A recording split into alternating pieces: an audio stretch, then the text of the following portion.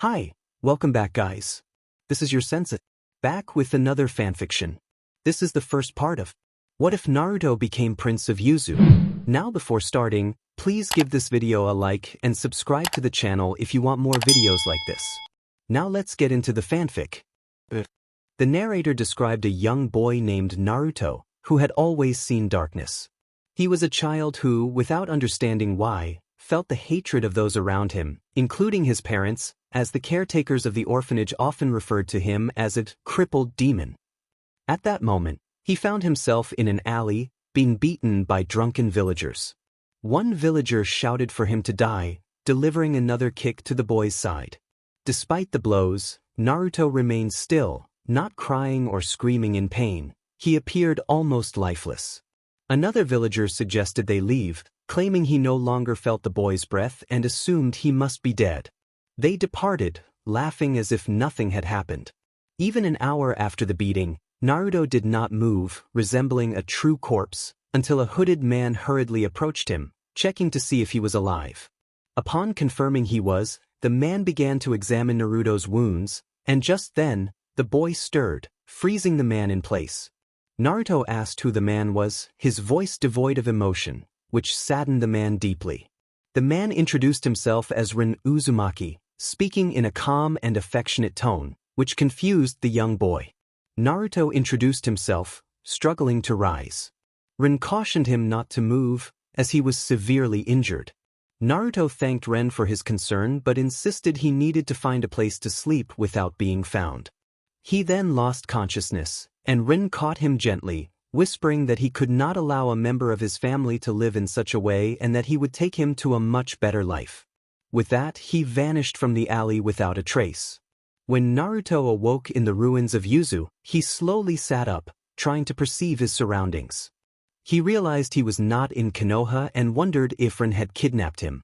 As he felt the soft bed beneath him, he briefly let his guard down, thinking it had been a long time since he had slept in such comfort, perhaps the first time ever. It seemed Ren had treated his wounds, and he felt grateful to someone. Ren greeted him, pleased that he was awake. Naruto asked where they were, and Ren explained they were in Yuzu, the home of those who proudly bore the Uzumaki name, just like him. Naruto protested, claiming he was just a simple, crippled orphan without a name. Ren insisted he was an Uzumaki by his mother's lineage. Curious, Naruto asked if Ren knew who his mother was, and Ren revealed her name, Kushina Uzumaki Namikaze. Naruto found this impossible, believing she was the wife of the Yondaime Hokage and would never abandon her child. He expressed that despite his blindness, he could sense people's intentions and felt Kushina was not a bad person. Ren acknowledged Naruto's feelings but reminded him that he was the one who had been abandoned, not Ren. When Naruto asked why he was there, Ren reiterated that he was a member of the clan and that this was his home. Naruto requested proof, and Ren pointed to his red hair, his sensory abilities, and his resilience. Naruto was surprised to hear about his hair color, admitting he had never known what red looked like. When he slightly opened his eyes, revealing a dull blue, he directed his gaze toward Ren, who was also an Uzumaki. Naruto explained that he had been blind for as long as he could remember, but his other senses were heightened, allowing him to discern truth from lies by hearing heartbeats. Ren assured him that no Uzumaki was weak. Naruto felt relieved but insisted he needed to return to Konoha, where a friend was waiting for him. He described this friend as a fox named Karo, who always awaited him at home. Ren offered to send someone to retrieve Karo along with Naruto's belongings. Naruto asked if he could stay, and Ren affirmed that he was part of the family. Grateful, Naruto mentioned his home, but Ren reassured him they would find it and told him to rest. Ren quietly left the room and headed to a large hall in the biggest building in the village, where the surviving members of the Uzumaki clan were gathered, discussing the future of Kushina and her son. An elder inquired about the boy's condition, and Ren reported that he was resting well. He requested someone to go to Konoha for Naruto's belongings and his fox. The elder expressed delight at the idea of a pet for their prince. Ren questioned the appropriateness of revealing this now, and the elder agreed it was best to wait until Naruto felt more comfortable. They noted that the boy had been traumatized by the ignorance of others and needed to know he had family who would not abandon him. Rin agreed but acknowledged that gaining Naruto's trust would be challenging, as he was skilled at hiding his feelings. Another clan member pointed out that such behavior was normal in a hostile environment like Konoha, where adapting was necessary. The elders shifted the conversation back to Kushina, stating she must be expelled, but her son's actions should not reflect her mistakes.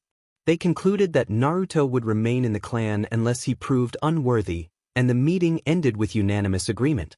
As time passed, Naruto focused on his surroundings, having been on the island for several weeks. The villagers were kind to him, always ready to help when he stumbled or got lost, which made him suspicious due to his past experiences of mistreatment and betrayal. One day, he sensed an adult approaching him, accompanied by an animal he recognized immediately. Filled with rare joy, he called out to Karo, who eagerly jumped from the adult's arms and rushed to his side. In a warm embrace between friends, Rin expressed his relief at not having mistaken the fox. Although there weren't many foxes in Konoha, he felt fortunate. Naruto shared his admiration for foxes, calling them the most beautiful and clever animals in the world. When Ren asked how he knew they were beautiful, Naruto fell silent, creating an awkward moment. He then revealed that he was a Jinchuriki, housing a nine-tailed fox within him. Ren was surprised to learn that Naruto had been unaware of this until the day he had entered his subconscious, where he had felt an incredible connection but also met Kurama, the nine-tailed fox. It was then that Naruto understood why his village had shunned him and why Kushina Namikaze Uzumaki had left him with the fourth Hokage. Tears filled his eyes as he lamented that no one wanted a monster as a child. In response, Rin simply hugged the boy tighter. Rin reassured Naruto that he was not a monster and that he and Kurama had nothing in common. He emphasized that Naruto was an ordinary human like everyone else and urged him not to let anyone tell him otherwise. Naruto thanked Ren, feeling strange about the conversation while petting the fox. Ren continued, explaining that Naruto was far more important than he realized due to his ancestry. He revealed that Naruto's ancestors were of royal blood and had led their clan for generations. Naruto, he said, was the heir of Yuzu and their prince. Shocked, Naruto questioned if he could really be a prince, expressing his disbelief with frustration. Rin insisted that it was true and encouraged Naruto to embrace his destiny. Naruto, feeling overwhelmed, declared that he needed to leave.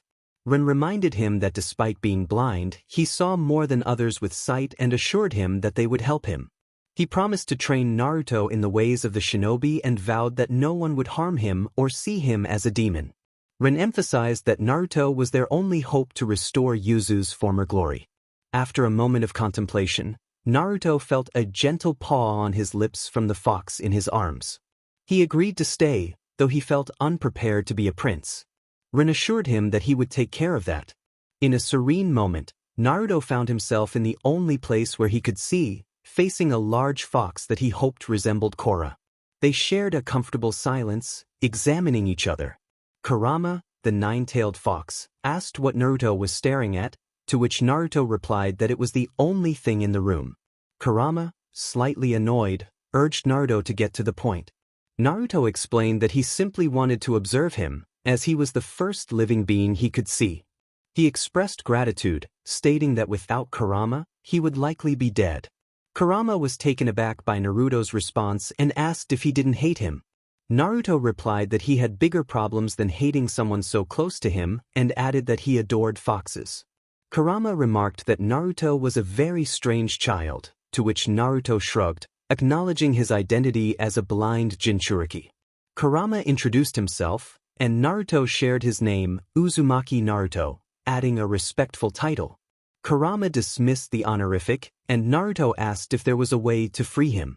Kurama suggested that Naruto's current family might be able to help. Naruto hoped for that. As night fell over Yuzu, everyone gathered in the plaza around a large circle of sealing techniques where Naruto knelt, clearly tense. Rin called out to him, asking if he was ready to take his rightful place as the heir of Yuzu. Naruto affirmed that he was.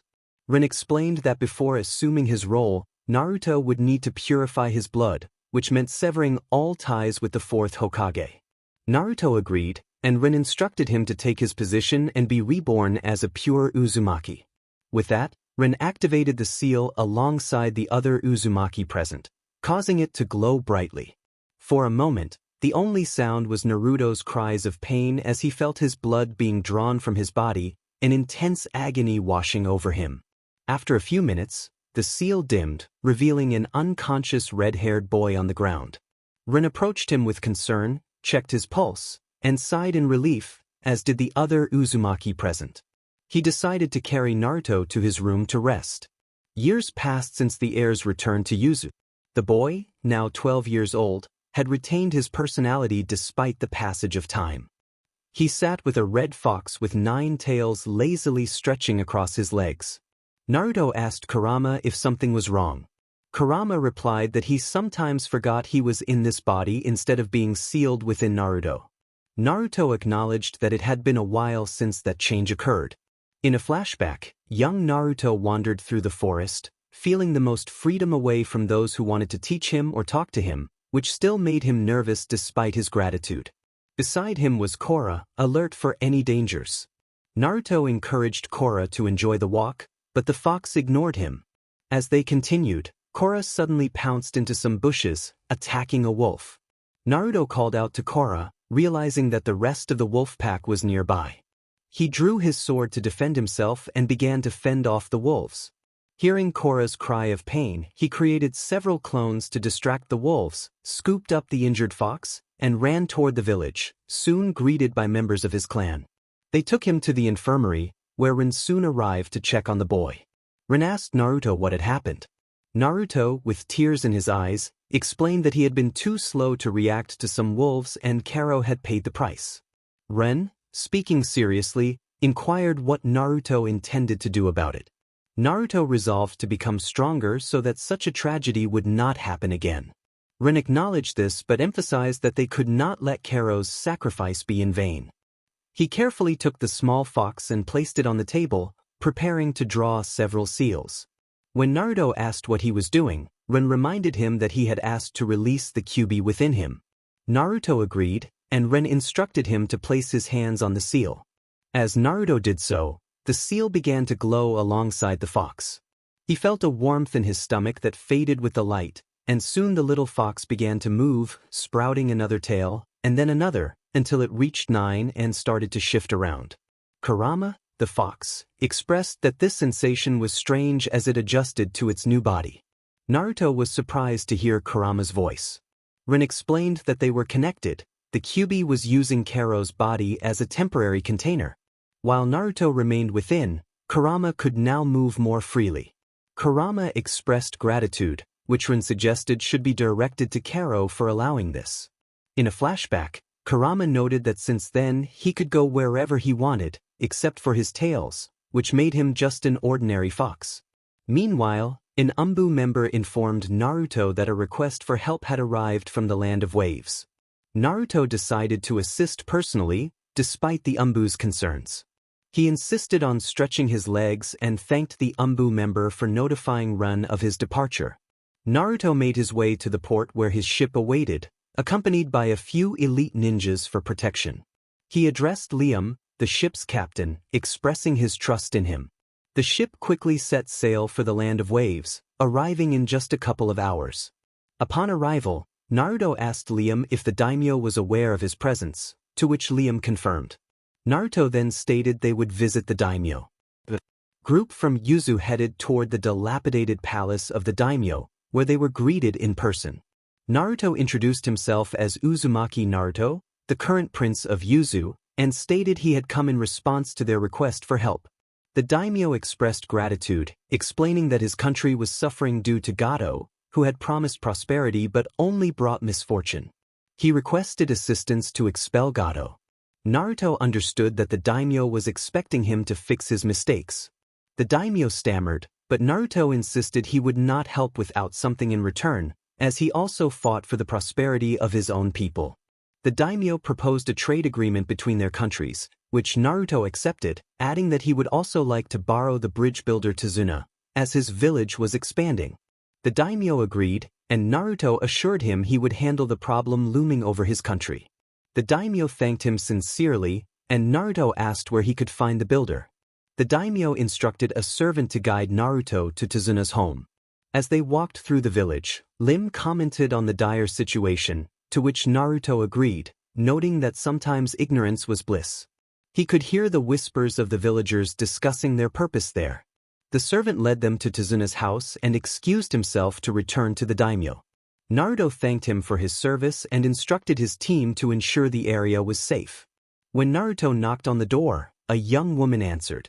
He inquired about Tazuna, and she introduced herself as Tsunami, Tazuna's daughter. She apologized for not being able to provide information about her father, who would return the next day. Naruto introduced himself as the Prince of Yuzu and explained he was seeking her father's help for the expansion of their village. Tsunami, realizing who he was, invited him in and offered hospitality, suggesting they stay the night since it was unsafe to wander the village after dark due to Gado's henchmen. Naruto expressed his gratitude and hoped his friend would not be a bother. Tsunami noticed Kurama, who had entered the house and made himself comfortable. She asked for the fox's name, and Naruto introduced him as Kurama. Tsunami smiled and welcomed Kurama, who settled down and began to snore. Naruto apologized for Kurama's behavior, explaining that he did not always get along well with humans, earning a playful huff from the fox. Tsunami reassured him that it was fine, noting that Kurama seemed clever. She then offered to prepare their rooms and dinner, inviting them to relax in the living room while she brewed some tea. Naruto thanked her for her hospitality. As they settled in, a young boy with a serious expression entered the room. He introduced himself as Inari, Tazuna's grandson, and questioned Naruto's presence. Naruto explained he was there to do business with his grandfather. Inari warned him to leave quickly, as Gado might kill him. Naruto acknowledged the warning and asked if he had something on his face, to which Inari responded with curiosity about how Naruto knew he was being watched. Naruto explained that there were ways to perceive beyond sight, mentioning the ability of sensors, which only ninjas possessed. He elaborated on the unique tracking capabilities of sensors, allowing them to see their targets. Inari was surprised to learn that Naruto was trained in shinobi arts but primarily led a country. Inari was astonished to realize that Naruto was a daimyo, and Naruto chuckled, clarifying that he was not quite that. The successor to the daimyo, he was the prince of the land of whirlpools. Inari had never heard of that country. Tsunami explained that it had once been one of the most powerful nations. She recalled how her father used to tell her stories of how 3 massive ninja villages had to band together to defeat Yuzu, resulting in great losses for all involved. She was relieved to learn that the country had not been completely destroyed. Inari asked if they had truly been that powerful. Naruto, who had not been present during those events, mentioned that Liam could provide more details. Liam shared that the attack had occurred when he was a bit older than Inari. He had managed to escape with others in fleeing boats, stating that Yuzu had fought until its last breath. Although the country had fallen, he believed they would rise again, especially now that Naruto was with them. Naruto felt they placed too much trust in him. Inari questioned how someone blind could be strong. Tsunami scolded Inari for his remark. Liam defended Naruto, asserting that despite appearances, he was one of the strongest from Yuzu, and he would never hesitate to trust his life to him. Inari was impressed, calling Naruto incredible, to which Naruto humbly responded that he was flattered. After a pleasant dinner filled with Inari's questions, everyone went to rest for the next day, during which Inari stayed close to Naruto. Inari asked if Naruto could make him strong. Naruto explained that no one could make him strong. He had to become strong through effort and dedication. Inari, with a pout, requested a hint. Naruto advised him to unlock his chakra first. Inari asked how to do that. Naruto instructed him to place a leaf on his forehead and concentrate on it, trying to feel his own chakra pool. After several minutes of trying, Inari became frustrated, claiming he felt nothing. Naruto encouraged him to practice and meditate, reminding him that Yuzu hadn't been rebuilt in a day and that patience was essential. Inari reluctantly accepted this and sat in the shade of a tree. Naruto continued, explaining that everything in the world had chakra, from plants to humans, and if Inari could sense it, he would be able to use it. The more he trained, the more chakra he would have. After much pleading with his father, Menma and his team were assigned a higher-ranked mission, but everything had gone wrong. They had nearly died twice at the hands of the enemy and now found themselves surrounded by ninjas wearing whirlpool masks, all seemingly intent on harming them. Yet, Menma felt a strange connection to them. A red-haired man without a mask approached, and Menma instinctively positioned himself to protect his injured and unconscious sensei, who was being held by Sasuke and Sakura. However, his mother quickly shielded him, having returned to being a ninja after her hair turned white. She had said this would allow her to regain her former strength, and if they were there, it was thanks to her agreeing to accompany them. The voice demanded they leave, stating the house was sealed. Tazuna, confused, asked where his family was. The voice inquired if he was the bridge builder, to which Tazuna confirmed. The voice then stated that their lord was waiting for him in the house and assumed the shinobi were there for protection. Tazuna agreed. The voice continued, saying they would take over, as the daimyo had requested help from their country. Kushina asked who exactly had requested help. The voice revealed himself as Uzumaki Liam, the current captain of the squad assigned to protect their lord.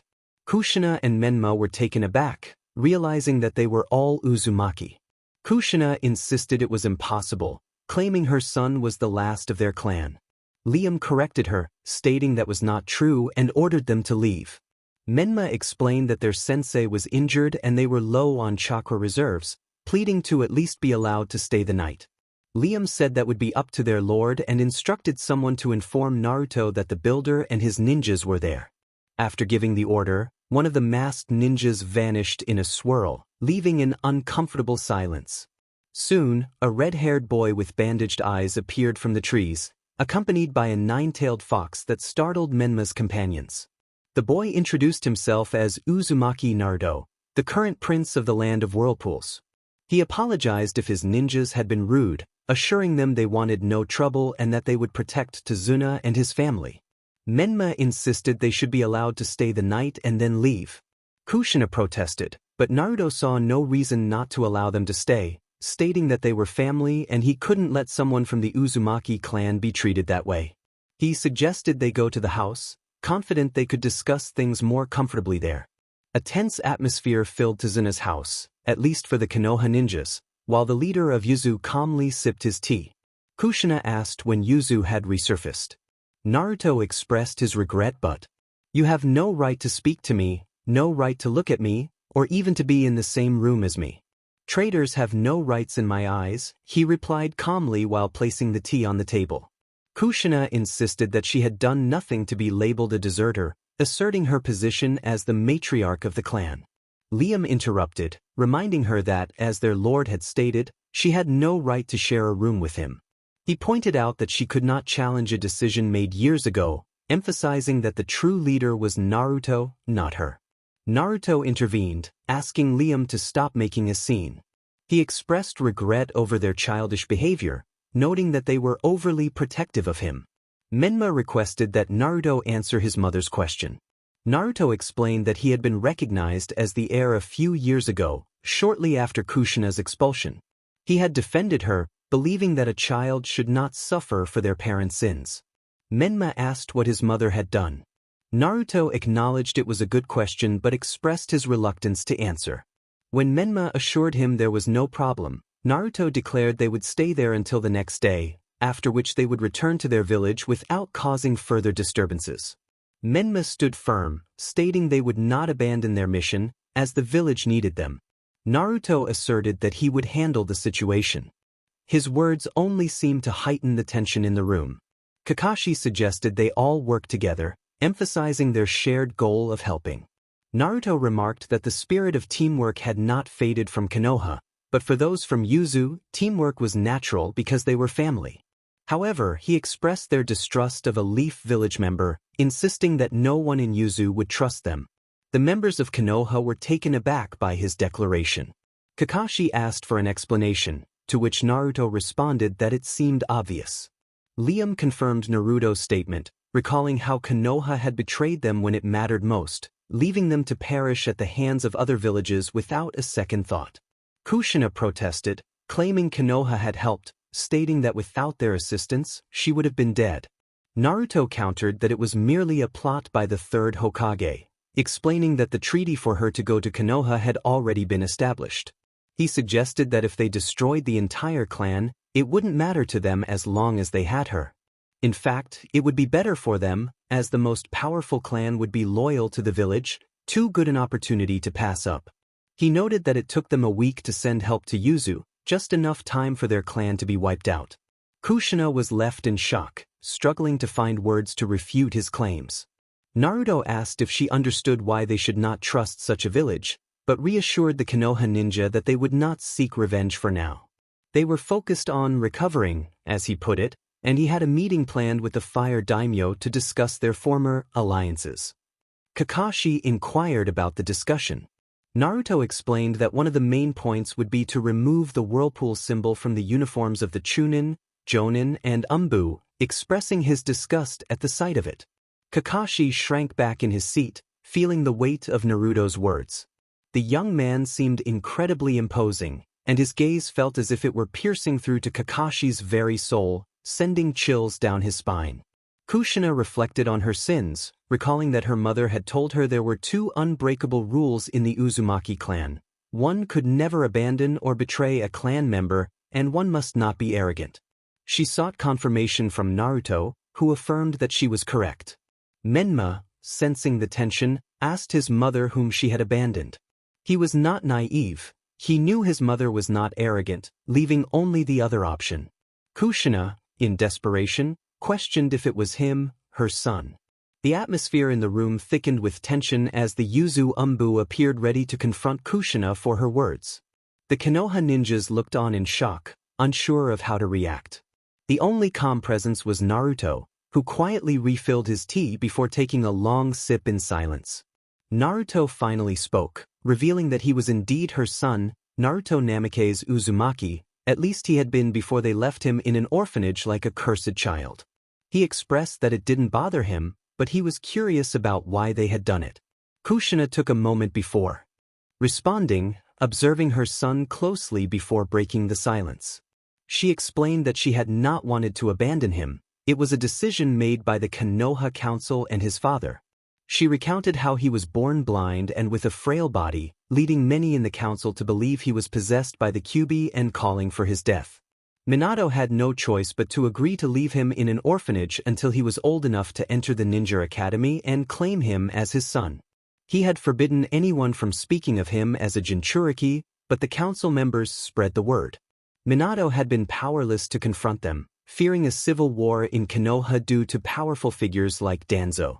He had sought to ensure Naruto's safety, but it seemed they had failed in that duty. She lamented that Minato had promised her he would be all right, and she realized now that she had made a grave mistake. Kushina confessed her regret while bowing her head to the ground in front of Naruto. Naruto stated that it was unnecessary, explaining that his curiosity was simple and that he had no interest in the circumstances or motives. He emphasized that he had nothing to do with Konoha and assured Kushina that he would ensure Yuzu and Konoha would never have ties again, declaring Konoha dead to him, just like his supposed parents. He expressed his sorrow but insisted that her apologies wouldn't change the truth. He then remembered that Yuzu would be designated to protect the villagers during the dispute, stating that Gato was theirs, suggesting it was a form of teamwork. Kakashi stared blankly at the blind man for a moment before nodding in agreement. Naruto then announced that they would retreat to rest, acknowledging that it had been an emotional afternoon and that everyone must be exhausted. He bid them farewell and headed upstairs to the rooms. Silence enveloped the room for a few minutes, broken only by Kushina's sobs as she remained on the floor. Menma looked at his mother for a moment before lifting her up and embracing her tightly. He needed her to explain many things. Kakashi, filled with anger, demanded to know why they had been told the child had died, recalling that their teacher had informed them all that the boy had perished due to the Kyuubi's chakra. Kushina revealed that it had been a classified secret to calm the council members, who had been told that the child had died. Only 5 people knew the truth, which was why no one was aware of Naruto's origins, only that he was the Jinchuriki of the Kyuubi. Kakashi lamented that he could have protected Naruto from the villagers. Kushina explained that if he had done that, it would have raised suspicions about the boy and made things worse. Menma then demanded to know who had ordered that his older brother be sent to an orphanage. Kushina revealed it was Danzo Shimura and the former teammates of the third Hokage. Minato had been unable to do anything.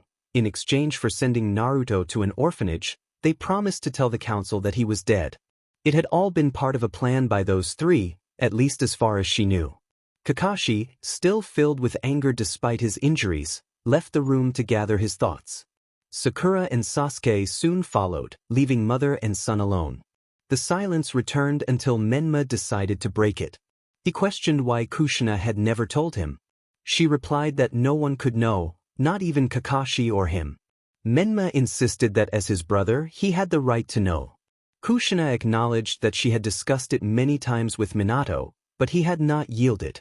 Menma expressed his disbelief that his father would sacrifice his own son for the village, a place capable of mistreating an innocent child, tears streaming down his face.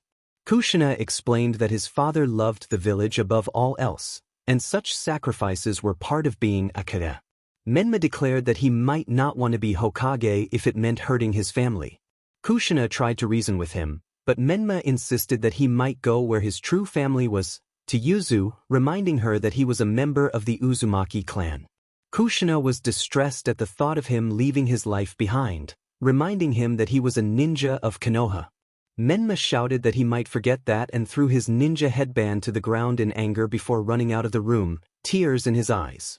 Kushina attempted to stop him but failed, looking sadly at the headband on the floor before breaking down in tears again.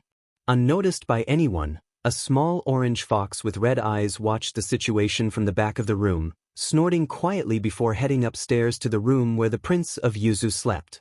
Naruto thanked Kurama for his help, expressing his appreciation as he gently petted his friend. Kurama replied that it was fun to see everyone's reactions, especially those of the Jonin and his brother. Naruto was glad that Kurama had enjoyed himself and asked who he should speak to first.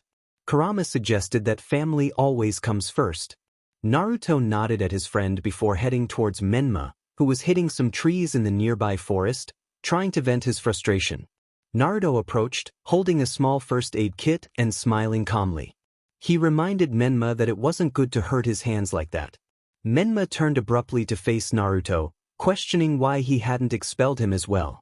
Overwhelmed with emotion, he fell to the ground with clenched fists, tears flowing again. Naruto knelt beside him and carefully tended to his injured hands, all while his brother watched closely.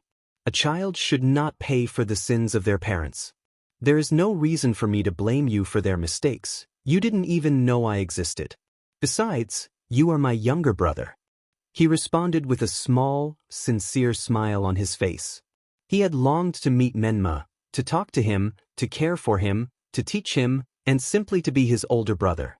Menma looked at his brother in silence before jumping up and embracing him tightly, apologizing repeatedly while expressing his gratitude. Naruto returned the hug with tenderness. He playfully mentioned that Menma didn't need to hug him so tightly, causing Menma to blush before releasing him and wiping his tears away with a small smile. He expressed his thanks, grateful for Naruto wanting to be his older brother. Naruto reassured him that he had never doubted it for a moment but suggested that Menma go to sleep, promising they would talk more in the morning. Menma nodded silently and headed to his room, where his teammates were waiting to bombard him with questions. It was clear he wouldn't get much sleep that night. Naruto got up and went to where he knew Kakashi was, gazing at the stars in a clearing in the forest. Kakashi acknowledged Naruto's presence, curious about how he had found him. Naruto explained that he was a good sensor and that locating him had been simple. Kakashi hesitated, feeling the weight of his past mistakes. Naruto reassured him that he didn't need to apologize, knowing Kakashi would have protected him had he known of his existence. Kakashi struggled with his self-worth, feeling he had made too many mistakes to be considered a good person. Naruto countered that a good person is someone who recognizes their errors and tries to make amends. Kakashi reflected on this, relieved that Naruto held no resentment toward him. Naruto then asked how Kakashi felt, and Kakashi expressed his feelings of betrayal, having been kept in the dark about such an important matter by someone he would give his life for without hesitation. Naruto shared that he had felt similarly when he learned about his own origins but was fortunate to have family support to overcome it. He offered to be part of Kakashi's family and to help him. Kakashi was moved to tears by Naruto's words, sinking to the ground in front of him. Naruto smiled and offered his hand to help him up.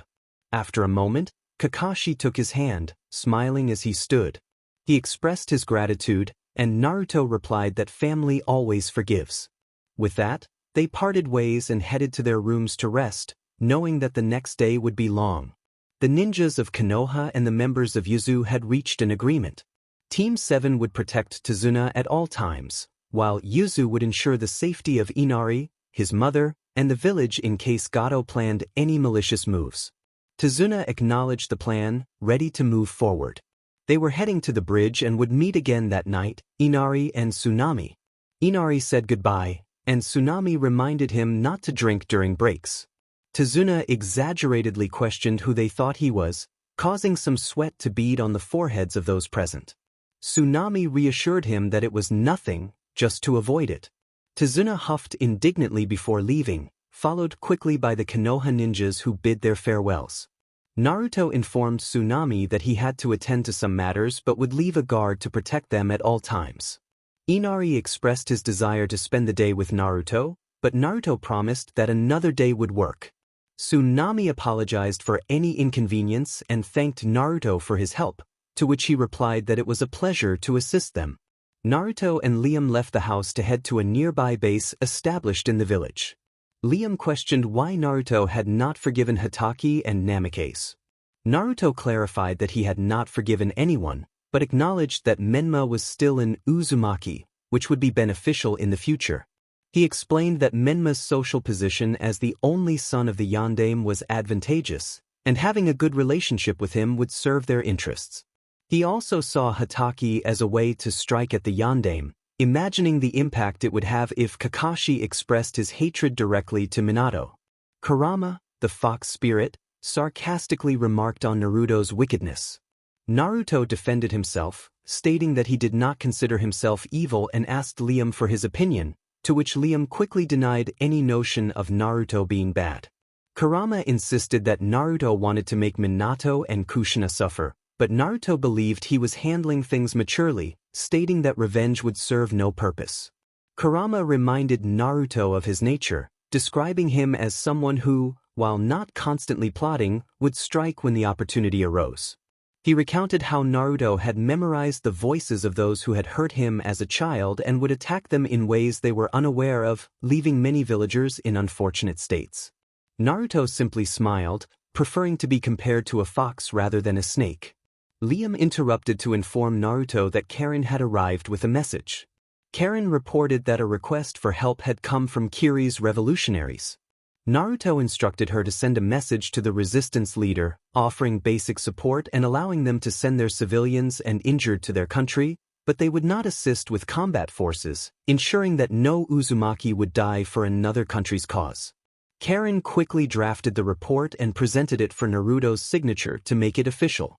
Naruto instructed that Yuzu prepare everything necessary to receive the foreigners, emphasizing not to give more than they could handle, as Yuzu was a priority. He asked Karen to send his regards to her mother and brother, which made her smile and bow in gratitude. She promised to do so and expressed that Yuzu felt empty without him. Kurama teased Naruto about having many romantic interests, but Naruto insisted he was a man devoted to one woman. Kurama found amusement in Naruto's embarrassment. Changing the subject, Naruto inquired about Team 7 and whether they had gathered any information about them.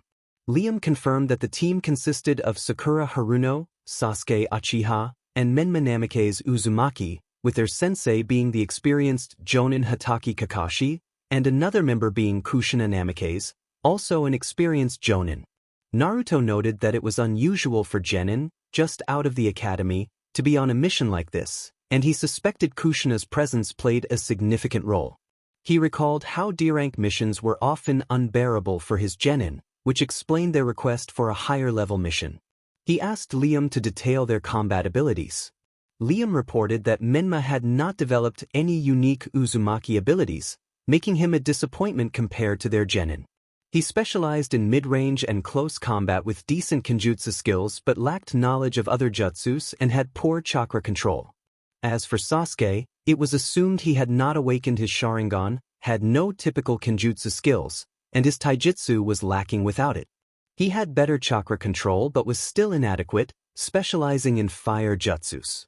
Lastly, he described Sakura as ineffective, a fangirl, and likely malnourished due to a foolish diet, with nothing remarkable about her aside from her infatuation with Sasuke. Naruto felt a twinge of pity for Sasuke, noting that fangirls tarnished the reputation of kunoichi and should not exist. He speculated that Sakura might end up in danger due to an enemy. Thanking Liam for the report, he felt he had a clearer understanding of the team. Suddenly, an Umbu member assigned to Tazuna's house interrupted their conversation, reporting that Tazuna's house had been attacked. Naruto noted the blood on the Umbu's uniform, indicating that he had dealt with the enemies. The Umbu apologized for presenting himself in such a state, but Naruto reassured him that it was his duty. Umbu had gathered information about Gato. Another Umbu appeared as the security chief of Tazuna's house vanished without a trace. The second Umbu reported that Gato was the leader of Gato Industries, a construction and transportation company with significant influence in the illegal activities across the continent. He trafficked everything from weapons to people, commanding over 500 low-level mercenaries and an ex-ninja from the Mist Village named Zabuza Momochi, along with his partner, whose name remained unknown but seemed to wield senbons. Naruto pondered the situation, noting that it wasn't unusual for corrupt businessmen to hire individuals like Zabuza, but it was strange that they would pay him. Given the rogue's level, Gato must have been spending a considerable amount on his services. The second Umbu confirmed this, revealing that he had overheard a conversation about Gato planning to eliminate Zabuza after he dealt with the ninjas or the bridge builder. Naruto remarked that Gato did not underestimate Zabuza. He likely believed that a few mercenaries could pose a threat. He speculated that Gato intended to strike when Zabuza was weakened after facing the Konoha ninjas, humorously lamenting that he was being cast as the villain in this scenario. He then inquired about Zabuza's current whereabouts, learning that Zabuza and his partner were heading to the bridge to fulfill their mission. Determined to intervene, Naruto urged Liam to prepare for action. Kurama questioned Naruto's plan, to which Naruto responded playfully, indicating that he thought Kurama knew everything about him. Kurama noted that Naruto had changed more than he could imagine over the years, even leaving some parts of him unknown. Naruto took this as a compliment, and Kurama expressed his eagerness to join the fray. As the scene shifted, Kushina reflected on the turmoil surrounding her family. She felt guilt over her son growing up alone and mistreated due to her negligence. The tension in her group was palpable, with Sasuke and Sakura avoiding the topic, and Kakashi maintaining a professional distance to prevent any discussions. Her son appeared visibly upset, his fleeting glances filled with anger and disappointment piercing her heart. She resolved to speak with Minato upon their return to Konoha to mend their family, not wanting to abandon Naruto again, as he did not deserve what had happened to him. Suddenly, a thick fog enveloped the bridge, and a gust of wind revealed a silhouette within it. Kushina called out to Zabuza, instructing Menma, Sakura, and Sasuke to protect the builder while she sought Kakashi's assistance.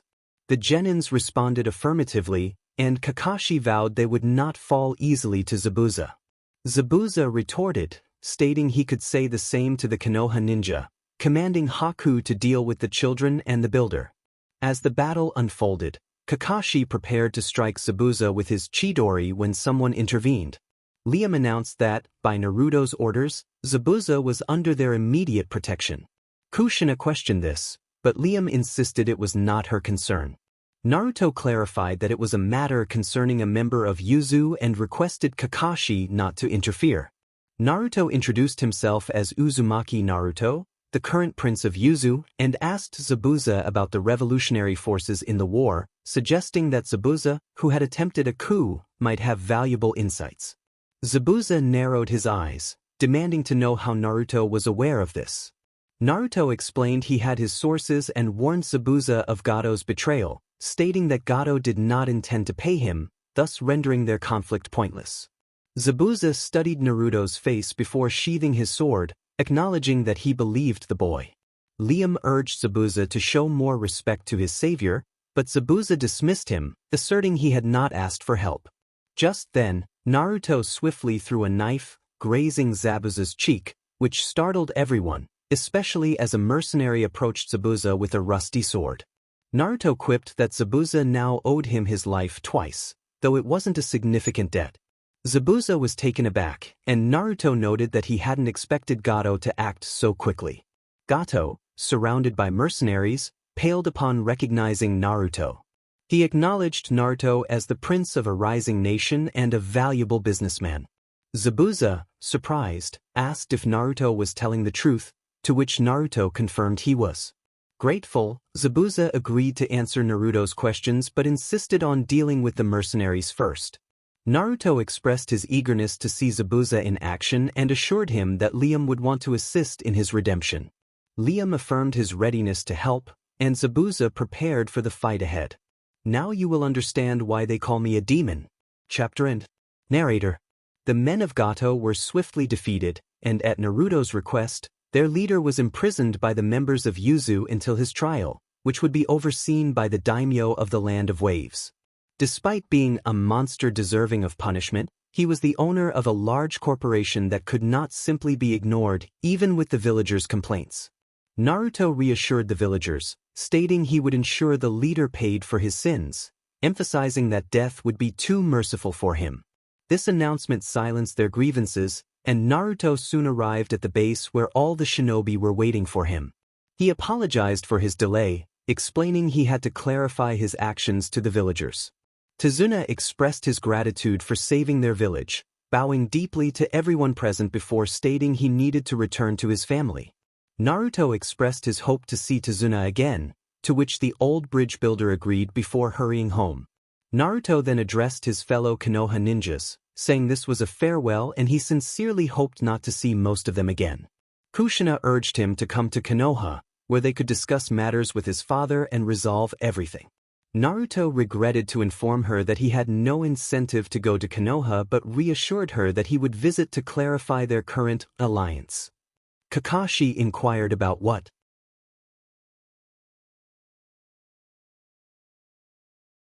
complimented Karen on her hard work, to which Karen replied that she liked everything to be in order.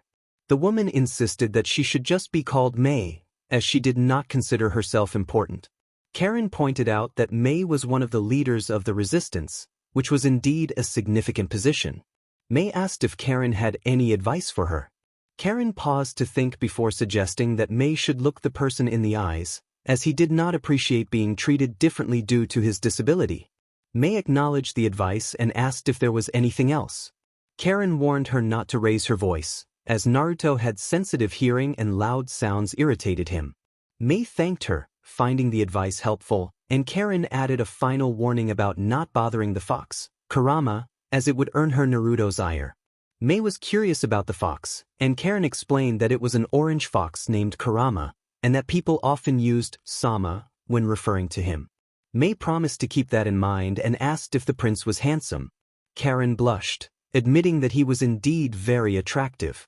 May playfully suggested that Karen might have feelings for him, but Karen insisted that it was impossible, as she was merely an assistant and he was a prince. May encouraged her not to give up on love, and Karen promised to try. They soon arrived at the main port, greeted by royal guards adorned with Yuzu's emblem and elite ninjas. Liam welcomed May Terumi, informing her that Naruto was waiting for her at the palace. Grateful for the warm reception, May expressed her eagerness to meet him. The group boarded luxurious carriages heading toward the palace on the outskirts of the village. In the midst of construction, Liam expressed his apologies for the palace's appearance, explaining that it was still being built. May, however, found it to be an impressive palace. Liam thanked her, noting that the palace would serve as the central hub for the government, which is why it needed to be so grand. He mentioned that the council, along with Naruto, resided there, but until the construction was completed, the official headquarters would be in the village center, where May would also stay during her visit. May complimented the beauty of the country, saying it was much better than her own village, which lay in ruins. Karen reassured her that Naruto would surely do something about it. With a smile, Mei stepped down from the carriage and made her way to the main hall, where Naruto awaited her in a slightly different outfit, with bandages over his eyes and his red hair visible. Naruto greeted her warmly, having heard much about her. Mei responded respectfully, and Naruto suggested that she simply call him by his name. She explained that she had come to help prepare for the injured who were on their way. Naruto welcomed her assistance, to which Mei playfully remarked that it should be her line. Naruto then addressed Zabuza, who was hiding behind a column, asking if there was a particular reason for his concealment. Zabuza emerged, greeting Mei with a hint of apprehension. She was surprised to see him and raised her voice, causing a twitch in the prince's eye. Naruto kindly requested her to lower her voice, masking his irritation. Mei quickly covered her mouth and apologized, while Karen shook her head disapprovingly. Zabuza explained that Naruto had hired him as a mediator for their agreement. Mei warned Naruto not to trust Zabuza, as he might betray him at any moment. Naruto acknowledged the risk but hoped they could resolve their complicated past for the sake of the alliance. Mei apologized for her earlier rudeness, and Zabuza, surprised, remarked on the rarity of the lava demon apologizing. Mei then requested a private space to discuss matters with Zabuza, and Naruto directed them to an empty adjoining room. Zabuza hesitated, not wanting to be alone with her, but Mei assured him that she only wished to discuss a few things. Naruto found the situation amusing. After a brief but tense conversation, Zabuza returned to the main hall with a smiling Mei. Naruto inquired if everything was all right, and Mei thanked him for his patience. Naruto expressed that it was necessary to maintain old friendships. Zabuza shot him a glare but remained silent, fearing the revolutionary's wrath. Mei agreed with Naruto and suggested they begin discussing the points of their alliance. She took a serious tone as she sat across from him, and a servant brought her a cup of tea. Naruto reiterated that Yuzu would provide non-military support. Mei expressed gratitude on behalf of the Kiri rebellion, emphasizing that keeping the injured and civilians safe would allow those who could fight to focus better. Naruto asked if there was anything else to clarify. Mei inquired what he wanted in return for his help, asserting that nothing came for free. Naruto proposed a trade agreement and military support once Kiri recovered, though he couldn't think of anything else at the moment. Mei agreed, recognizing that both a trade and military alliance would be beneficial even if it took time to establish. Naruto found the discussion productive, but Mei was surprised he didn't ask for monetary compensation. He pointed out that asking for money from a village already burdened by civil war would only create more problems. Mei apologized, but Naruto cautioned her against making promises she couldn't keep, advising her not to sell the skin of the fox before catching it. Mei acknowledged her mistake, and Naruto requested she describe the powers of the Mizukage and her own. She explained that the rebellion had around 5,000 men, which was significantly less than the village's 15. However, she was confident they could win if they could just stop Yagura. Naruto warned her not to raise her voice, as he disliked repeating himself, and this time his irritation was evident. Mei quickly apologized again, and Zabuza, along with Karen, shook their heads in disapproval. Feeling remorseful, Mei explained her excitement, and Naruto remarked that he felt he was investing in a failing enterprise. Zabuza, looking away, expressed his doubts about the rebellion's future, noting the overwhelming odds against them. Mei's shoulders slumped at his words, and Naruto took a larger sip of his tea, finding the situation disheartening. Determined to help in some way beyond non-military support, Naruto proposed a plan. Both Mei and Karen were surprised by his willingness to assist. Karen voiced her disbelief, recalling that he had said he would never let an Uzumaki die for another's cause. Naruto clarified that he never intended to send an Uzumaki into danger. Without waiting for a response, Naruto stood up, accompanied by a fox that seemed to appear from nowhere, and led them to a subterranean room filled with sealing scrolls. He explained that one scroll contained a special barrier created by their clan, which he would lend to Mei, but it came with a price. He requested that Kiri provide several water-style jutsus, including those they considered secret or forbidden, once the war was over.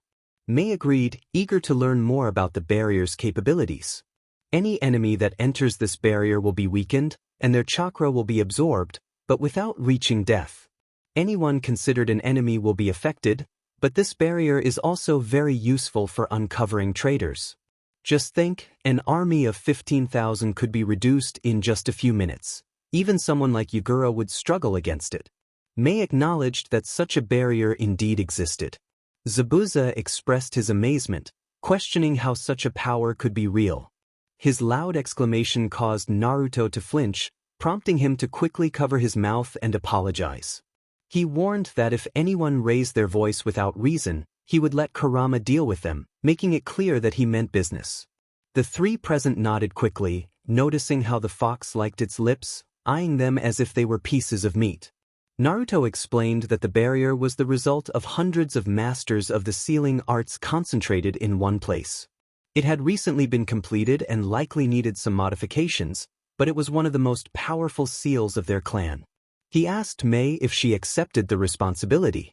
She inquired if she would need to return it, to which Naruto replied that if she knew what was good for her, she would. Mei agreed, and Naruto nodded before handing her the scroll. He instructed her that it was for her use only, warning that if he discovered another shinobi had used it, Kiri would face serious consequences. Mei, feeling a bit intimidated, confirmed her understanding. Naruto then noted that she must be tired from her journey and that they would need their energy for what was to come. Karen would show her to her room and inform her when breakfast was ready. Zabuza interjected, asking if he could stay as well, expressing concern about accruing debt at the hotel. Naruto, seeing no issue with Zabuza sharing a room with Mei, agreed. Both Zabuza and Mei were taken aback by this arrangement.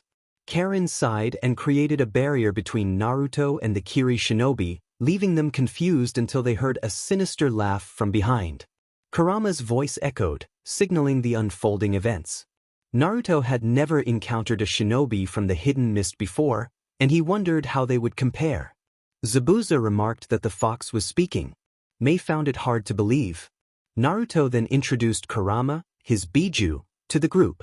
Zabuza questioned if this fox was truly the nine-tailed Biju. Kurama confirmed it, adding that they shouldn't run too far, as the experience would be more painful for them than for him. With a grin, he leaped at the two ninjas, who cried out as they faced the onslaught of the powerful creature.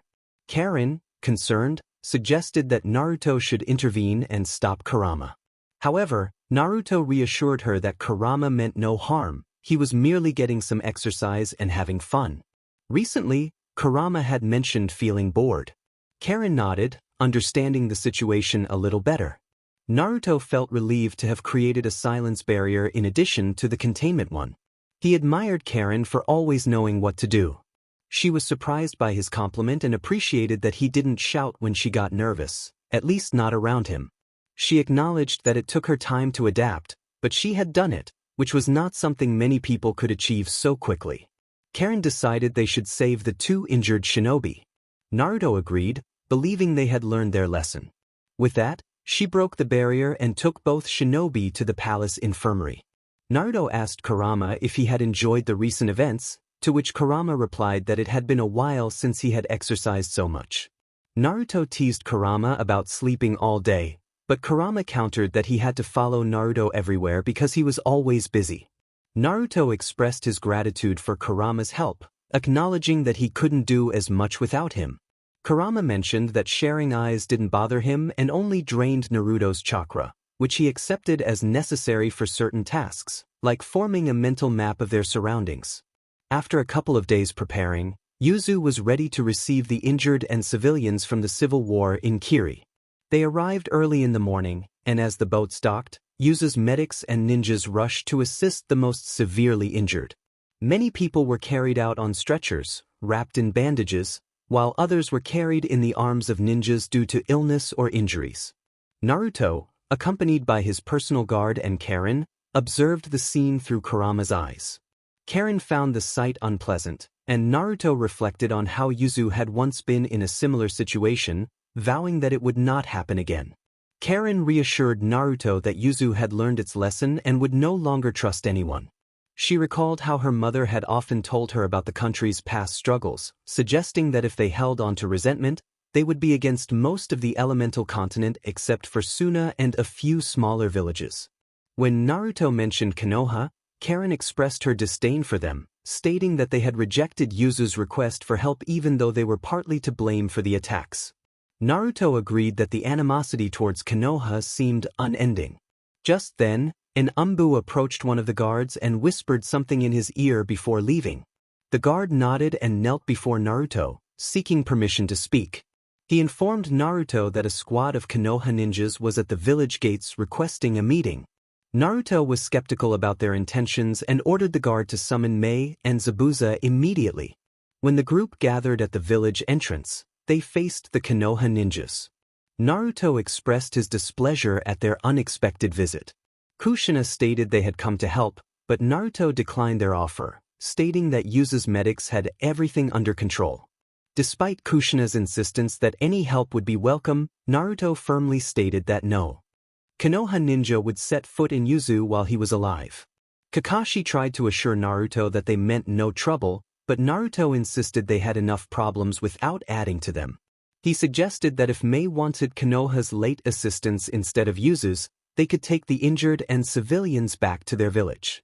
All eyes turned to Mei, who, after a moment of contemplation, declined Konoha's help, asking them to leave without causing further disturbance.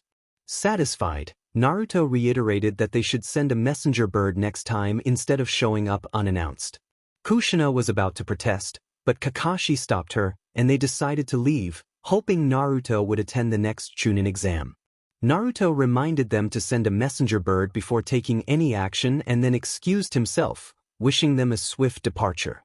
With Konoha leaving on a sour note, Naruto turned to Mei and Zabuza, stating he had matters to attend to. Mei thanked him for his help, and the group from Yuzu returned to the palace, leaving the two Kiri ninjas alone. Mei questioned whether she had made the right decision, to which Zabuza replied that while Naruto might seem crazy, he was a good person, and she likely hadn't erred. The civil war in Kiri had come to an end, thanks to an unknown barrier that absorbed the chakra of enemies. The revolutionaries had managed to level the playing field against the Mizukage and his ninjas, ultimately achieving victory after a fierce battle. The corrupt Mizukage had been arrested, and the Rebellion Council had decided on his execution without hesitation. The only thing keeping him alive was the decision of his benefactor, who would also determine the fate of the former Mizukage, now imprisoned under numerous chakra suppression seals. In total darkness, anyone would fall into despair under such conditions. However, a figure approached slowly to the cell. Strangely, he carried no light with him and walked confidently down the long hallway, navigating the immense darkness without stumbling. The figure sat silently in front of Yagura's cell, who slowly lifted his head, trying to adjust his vision to see who had come to visit him. Naruto introduced himself as Uzumaki Naruto, the current prince of Yuzu, and the one who held Yagura's life in his hands. Yagura squinted at the blurry figure, unsure if this was some kind of joke. Naruto informed him that the council had decided he would be executed for his crimes against the people of Kiri. Yagura did not respond, only curling in on himself. Naruto continued, explaining that the only thing preventing the execution was his own decision. He then asked Yagura what it felt like to be surrounded by pure darkness. Yagura raised his gaze, puzzled by the question. He reflected on the experience, noting that initially, it was suffocating, making one feel as if they would disappear without a trace. But eventually, one becomes accustomed to it, even finding a strange sense of safety. Naruto probed further, asking how Yagura would describe the color blue now that he could no longer see it. Yagura fell silent, contemplating the question until he found an answer he felt was right. He described blue as a cold color that calms the mind and encourages relaxed thoughts. Naruto agreed, sharing that he had felt the same way when he first saw blue years ago, remarking on how colors can convey emotions. Naruto then asked Yagura what he would see first if he were to emerge from the darkness. Yagura replied that he would see the sky and the sun, or the moon and stars if it were night. Naruto shared that he had done the same when he first gained his sight. Yagura noticed Naruto's smile and, for some reason, found himself smiling back, even though he did not fully understand what the boy was trying to convey. Naruto revealed that he, too, was a Jinchuriki and understood what it felt like to be hated by the world simply for existing. The Mizukage opened his eyes in surprise, recognizing that he could identify other Jinchuriki, yet Naruto was not emitting any demonic chakra. Naruto explained that he was the Jinchuriki of the QB and that they were alike. He had managed to earn the people's appreciation for who he was, rather than being seen as a demon. He acknowledged his luck in belonging to the Uzumaki clan but could not imagine how difficult it must have been for Yugura to reach this point. He then asked Yugura why he had started the massacre. Yugura insisted that he hadn't wanted to, recalling only red eyes and finding himself in a war against his own people, confused about how it had happened. Naruto suggested it might have been a genjutsu, as the Uchiha were skilled manipulators. He then asked Yugura to help him eradicate the evil in the world, explaining that someone was planning to destroy it and needed the Biju, their companions in life. He urged Yugura to help protect the Biju, redeem his sins, and join his village to share their pain and dreams, proving to the world that they were not mere weapons but had voices and choices. Yugura felt the faceless figure extend a hand toward him, and he slowly reached out until the chains prevented him from going further. He accepted Naruto's offer, pleading for help in redeeming his sins and finding the man who had forced him to commit those terrible acts. As he stretched out his hand, he felt a warm grip in return. Naruto declared that they were now brothers and promised to free him, ensuring that the Uchiha who had controlled him would pay for his actions. He instructed Yugura to wait, assuring him that he would return with his freedom. As Naruto's presence faded into the darkness, Yugura felt the weight of solitude return, but now he held on to the hope that this formless figure would help him, and he was willing to wait as long as necessary. Meanwhile, Karen had been patiently waiting for her lord to emerge from that place. She had pleaded to accompany him, but he had firmly refused, stating that darkness had never harmed him. Reluctantly, she accepted that the prince of her beloved country would venture alone into the depths of a maximum security prison to speak with a genocidal figure. After half an hour, her beloved prince appeared in the room where she waited, accompanied by a couple of ANBU who remained silent. As soon as she saw him, the red-haired girl nearly leaped from her seat, rushing to stand behind him as he walked forward with a frown. After a few moments of silence, she dared to ask what had happened in that cell. Naruto explained that he and Yugura had discussed important matters, revealing that Yugura wished to see the same future he did and would be there with him to witness it. Karen questioned whether he truly wanted to be friends with someone like Yugura. Her words seemed to anger Naruto, causing her to instinctively take a few steps back from his intense aura. He warned her not to insult Yugura in his presence, his genuine anger freezing her in place. She could only react when he resumed walking toward the new council of Kiri. Karen attempted to apologize but decided it was best to remain silent until his anger subsided. It was rare to see Naruto so upset, and she knew he rarely expressed it, especially not in such a way. Although it meant he trusted her, she did not want to test his patience for the next few hours. They quickly arrived at the council room, where discussions about the general state of Kiri following the great battle were underway. Despite the commotion, the room fell silent when the door was abruptly opened by their benefactor. One of the counselors greeted Naruto, inquiring if he had made a decision. Naruto took a deep breath and looked seriously in the direction of the voice.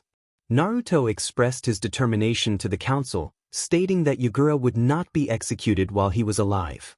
Instead, Yugura would live in Yuzu under Naruto's custody until the end of his days or until the council decided he had paid for his sins. Mei, surprised by Naruto's decision, refrained from shouting, aware of his growing frustration, while Karen signaled her to keep her tone in check. Naruto firmly stated that this was his decision. One of the advisors questioned whether they were expected to release the most notorious criminal in Kiri. Naruto replied that he did not care about their opinions. Yugura would come with him regardless. A usually quiet advisor, Taiki, smiled with a hint of malice and acknowledged Naruto's decision but insisted on a trade. Naruto frowned slightly, a warm smile forming on his lips as he asked what Taiki wanted in exchange. Taiki demanded the chakra absorption seal, stating that they would not share any of their jutsu with him. Mei protested, reminding Taiki that without Naruto, they would not have won. Taiki argued that Yugura, despite being a criminal, was still a powerful weapon, and he found it fair to make such a demand. Naruto's smile widened, prompting Karen, Mei, and Zabuza, who had been silent, to exchange glances. Naruto challenged Taiki, questioning whether he viewed Jinchuriki merely as weapons for his convenience. Taiki confirmed that this had been the case since the time of the first Mizukage, who distributed them to maintain balance among the villages, referring to them as human sacrifices. Mei interjected, asserting that Jinchuriki were living beings with feelings. Taiki dismissed her, labeling them as demons. An eerie silence fell over the room, with only Taiki smiling while the other council members averted their gazes, either out of shame or fear of provoking their benefactor. Taiki then asked Naruto if he accepted the deal. Naruto pointed out the absurdity of trading a man's life, condemned for a national treasure, for something so trivial. Taiki reminded him that Naruto had claimed to disregard their opinions and would take Yagura regardless, questioning if he was a man who did not keep his word. Naruto accused Taiki of being greedy and inquired about his reasons for joining the rebellion. Taiki was taken aback by the question, but Naruto insisted that his answer would determine whether he accepted the offer. Taiki claimed he could no longer endure the abuse of power from the monster. Naruto saw through his words, complimenting his skill in lying and asking Karen to retrieve a file. Karen complied and began reading aloud from Taiki's file, detailing his background and how his company had been shut down by Yagura. Naruto interrupted, asserting that Taiki had only joined the rebellion to regain his company and had no right to demand anything from him. Taiki, enraged, stood up, his mocking smile replaced by fury. He shouted at Naruto, belittling him as a disabled person with delusions of grandeur. As Taiki's anger filled the room, Naruto remained silent, causing Taiki to believe he had put the boy in his place. A heavy silence enveloped the room, and the atmosphere shifted as Naruto's chakra began to manifest ominously. An aura enveloped him, causing everyone to instinctively step back. Taiki looked on in fear as Naruto's crimson hair lifted slightly with the chakra's energy, and the black cloth covering his eyes slipped away, revealing his red eyes, devoid of light but filled with rage. Taiki realized Naruto was a Jinchuriki, and in a panic, he offered to let Yagura go without any conditions. Naruto, however, was not satisfied, demanding to know if Taiki thought that would resolve everything. An orange tail emerged from the chakra, moving with incredible speed to ensnare Taiki, causing him to scream in pain as the chakra burned his skin. Another advisor attempted to intervene, but Karen's warning glare silenced him. An enormous arm formed from the chakra and forcefully tore off Taiki's arm, showing no mercy. Taiki's desperate pleas echoed in the room as Naruto approached him calmly, extending his hand toward Taiki's face. His nails elongated dangerously, resembling sharp claws, as he directed them toward Taiki's eyes. In a slow, deliberate motion, Naruto removed Taiki's eyes, leaving the room in stunned silence. Naruto then asked Taiki who the blind cripple was now, a chilling smile on his face that sent shivers down the spines of those still conscious. When Taiki failed to respond, Naruto swiftly ended the confrontation, and Taiki's lifeless body fell to the ground. Naruto wiped the blood from his hands and covered his eyes once more, scanning the room before handing a bloodied cloth to Karen, who quickly stored it away. He expressed his deep regret for the scene that had unfolded. The Prince of Yuzu had mounted a significant challenge, but Mr. Taiki had touched on several sensitive issues that could not simply be ignored. He hoped that no one else in the council shared his views. As for the Mizukage, he accepted that as compensation for his freedom, they would not receive the promised water jutsus. Regarding the seal, it would remain unchanged. Miss Mei would return it in exchange for Yagura. With that, he excused himself and left the room, bowing in farewell, leaving behind a heavy silence. The first advisor remarked that they should never, under any circumstances, anger that man again. If any of them ever said something that might offend him, they would need Mei's assistance. Mei agreed, albeit nervously. Zabuza, observing the dismembered remains of the former advisor, whispered that he never thought the boy could do something like that. The release of Yagura occurred swiftly. All paperwork and potential complaints were resolved almost immediately. The condemned man emerged from his cell without shackles, and the first thing he did was look up at the sky, just as he had said he would the day before. The guards escorting him pushed him roughly and led him silently to the port. One of the guards warned him that if he ever set foot in Kiri again, they would kill him. Yugura assured them he had no intention of returning. As they approached the imposing Yuzu ship standing tall in the harbor, Yugura was struck by its grandeur. Kiri took pride in its battleships, but compared to this one, they seemed insignificant. Naruto, who had been watching, commented on how impressive it was. Yugura turned, recognizing the voice of the shapeless man, his surprise evident as he saw a much younger boy with a bandage covering his eyes. As he noticed this detail, everything began to fall into place. Naruto asked if Yugura was disappointed to find that he was just a blind boy. Yugura replied that it didn't matter to him whether Naruto could see or not, he simply. Many things that were said earlier now made sense. Naruto expressed his relief and suggested they board the ship, mentioning that Mei, Zabuza, and his assistant were waiting for them. Yugura was surprised to learn that Zabuza was with Naruto. Naruto explained that Zabuza was a mercenary he had hired as a consultant for the situation, and he didn't expect him to stay much longer since he had fulfilled his part of the agreement. Yugura remarked that it must have cost Naruto a fortune. Naruto replied that he had managed to get a good discount. As they boarded the ship, they found Zabuza, Mei, and Haku discussing the next steps for Kiri. Their conversation paused when they noticed the two Uzumakis and the former Mizukichi. Naruto asked Mei if she would accompany them home or if she was just there to say goodbye. Mei clarified that she was there to bid farewell and handed him a sealing scroll. Naruto nodded and carefully stored the scroll before acknowledging that this was indeed a goodbye, though not a permanent one. Mei agreed. Naruto then turned to Zabuza and inquired whether he would stay in Kiri or come to Yuzu with him, mentioning that he had the payment ready. Zabuza had been silently observing his former superior and was slightly startled by the question.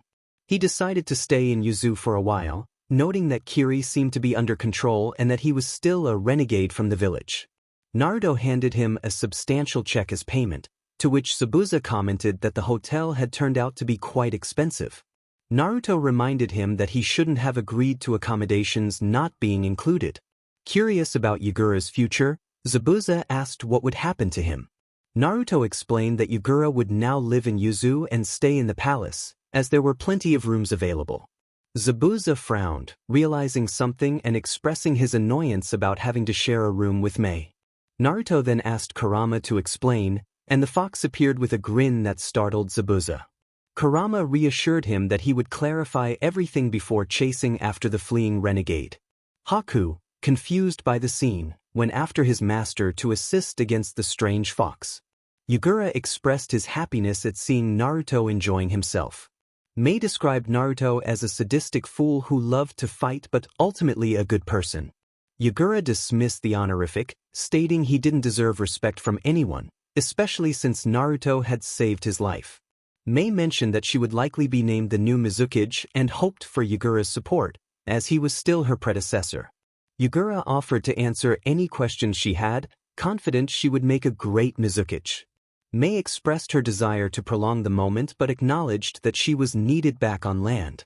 She bid farewell to Karin, Yugura, and Naruto, promising to see them again soon. Naruto urged her to contact them if anything happened, assuring her they would help as much as possible. Mei bowed in farewell before disembarking from the large ship. Shortly after Mei's departure, the ship set sail toward Yuzu. Naruto asked Yugura if he was excited, to which Yugura expressed eagerness to see Yuzu. Naruto noted that he would be the first non-Uzumaki ninja in Yuzu and warned him that he might face some rejection from others, hoping it wouldn't discourage him too much. Yugura was determined to be accepted. Naruto informed him that he would be one of the Jonin sensei sent to the Chunin exams in Konoha. Yugura was taken aback by this news. Naruto assured him of his appreciation and brotherly regard, warning him not to raise his voice around him due to his sensitive hearing. Yugura promised to keep his voice down, reflecting on what might have happened to Zabuza. Naruto then shared that he had learned the Jinchuriki of the One Tail would participate in the exams as Suna's representative, expressing his desire to meet him in person. He saw it as a good opportunity to put Yuzu back on the map, especially since they needed trade agreements and non-aggression pacts with other villages. Yugura inquired if the old alliance with Konoha was still in effect. Naruto explained that it was not, indicating it would be a good time to sever ties with Konoha, emphasizing that Yuzu had nothing to do with them anymore. Yugura understood the reasoning, acknowledging the past invasion of Yuzu and expressing regret for his predecessor's actions.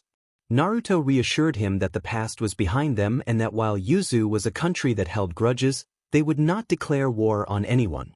He planned to negotiate treaties that would require villages to return what they had taken during the invasion, confident they would recover everything eventually. Yugura offered his assistance, though he expressed uncertainty about being a Jonin sensei, fearing rejection from the people. Naruto reminded him that he never claimed it would be easy. Yugura smiled bitterly, reflecting on the different teaching methods in his village before his leadership. He had worked hard to remove the bloody reputation of his village before being trapped in a genjutsu. He promised to do his best, hoping for Naruto's support. Naruto assured him of his full backing. They continued discussing Yuzu's future moves toward various villages and countries, identifying potential problems, until late into the night. They appeared to be seasoned politicians, engrossed in their conversation until Karen intervened, dragging Yugura to his room and ordering him to sleep, then doing the same with the newcomer. Kurama remarked that Naruto shouldn't have bothered the girl, to which Naruto defended himself, insisting he hadn't done anything. Kurama pointed out that without sleep, Naruto wouldn't perform well, and he would need to be at his best. Naruto had been awakened by the commotion, and Kurama suggested he should sleep, reminding him that he had been dreaming about eating zabuza. Kurama added that it had been delicious in a bowl of ramen. Naruto thought he would tell Zabuza, believing it would cheer him up. They both laughed heartily until the sound of angry footsteps approached, causing them to fall asleep instantly to avoid facing an enraged redhead. The next day, the large ship docked at the main port of Yuzu. The prince and his companions were greeted by nearly the entire village, including the man who could be considered the prime minister of Yuzu. Rin expressed how long it had been since he had seen Naruto, and Naruto was glad to see Rin again. They shared a brief hug before continuing. Rin then greeted Karen, mentioning that her mother was waiting for her at home and might be a bit upset. Karen paled and vanished in an instant. Zabuza wondered if she had used her special technique, and Naruto explained that it was Karen's ability to teleport when her mother was angry, recalling how fierce Karen's mother could be. Rin introduced himself to Zabuza, stating he was Rin Uzumaki, akin to the prime minister of the country, and noted that Zabuza would be staying for a while. Zabuza found the boy interesting and wanted to see how the world would change. Rin welcomed him and suggested they discuss Yugura's future role in the palace. Yugura agreed, and everyone present boarded the carriages, with the Uzumakis in one and the former members of Kiri in another. Zabuza remarked on the evident racism in the country, and Yugura speculated that Rin might have wanted to be alone with Naruto. Zabuza shook his head, explaining that one of the ninjas had informed them about the social system in Yuzu, where an Uzumaki would always be prioritized over a foreigner, regardless of wealth or status. He recalled how they had encountered trouble on their first visit due to this very issue. Yugura asked what had happened, and Haku explained that some Yuzu ninjas had attacked Zabuza for sharing a carriage with Naruto. Yugura realized the situation was worse than he had imagined. Zabuza noted that politically, the country had moved on from the attack, but the people had not. Yugura acknowledged that Naruto was the reason for the calm, but Zabuza warned him that the people were not foolish. They understood that seeking revenge would not lead to victory. He cautioned Yugura to be careful, as he would be in a precarious position moving forward. Yugura confirmed he was aware, as Naruto had warned him the night before and mentioned that one of his goals was to eliminate the racism present in the country. As they traveled, the two carriages suddenly stopped, and Naruto quickly exited the first one. The Kiri members followed suit, eager to see what was happening. They arrived at a square filled with people gathered around a stage. Naruto shouted to ask what was going on, and his voice silenced the crowd as the villagers knelt before the lord of the land. An elderly woman approached, tears in her eyes, pleading for her son, who had done nothing wrong. Naruto climbed onto the stage, where two Uzumakis and a chained civilian were present, also in tears. He asked what had happened, and Hiro explained that the man had assaulted an Uzumaki. Yoshio added that the man had attempted to harm one of their own. Naruto's calm demeanor shifted to a cold, emotionless tone as he questioned the villager about the accusations. The man initially denied it, but after a moment of silence, he reluctantly admitted to his wrongdoing, claiming he had been drunk and did not know she was an Uzumaki. Naruto pressed him, asking if he would have done the same to any woman on the street. The man stammered that he would not. Naruto expressed his disappointment, stating the man was a disgrace. He then addressed the crowd, asking if anyone opposed the man's punishment. The silence was deafening, with even the man's mother remaining quiet. Naruto condemned the man for his sins, wishing for the Shinigami to have mercy on his soul, before executing him swiftly. Naruto ordered the body to be taken away for burial outside the village. The two Uzumakis complied, followed closely by the grieving mother. Naruto returned to the carriage in silence, with the Kiri members analyzing the event. He confronted Ren, realizing he had intentionally brought them through that area, knowing he would react to such a scene.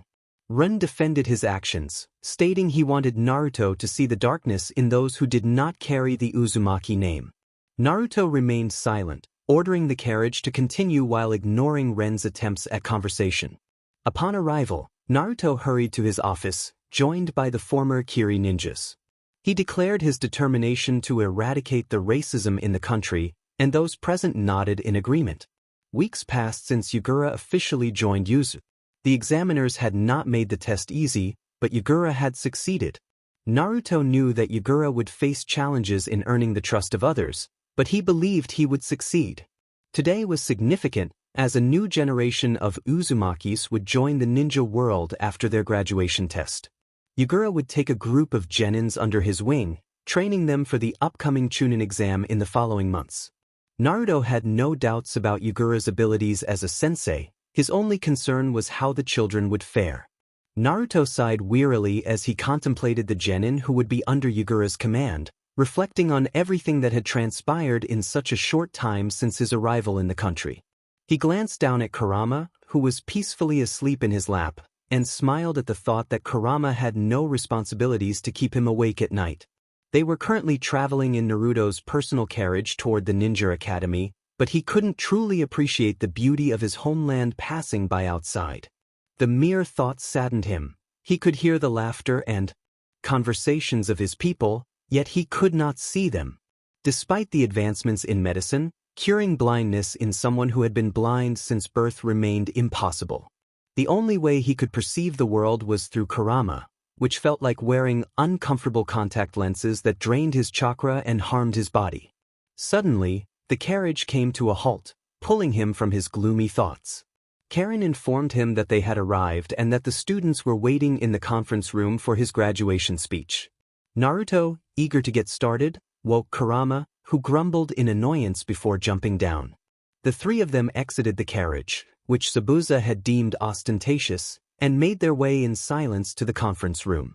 Inside, about 60 children were chatting excitedly, while a few Jonin-sensei observed the nervous students. Among them was Yugura, who greeted Naruto with a smile.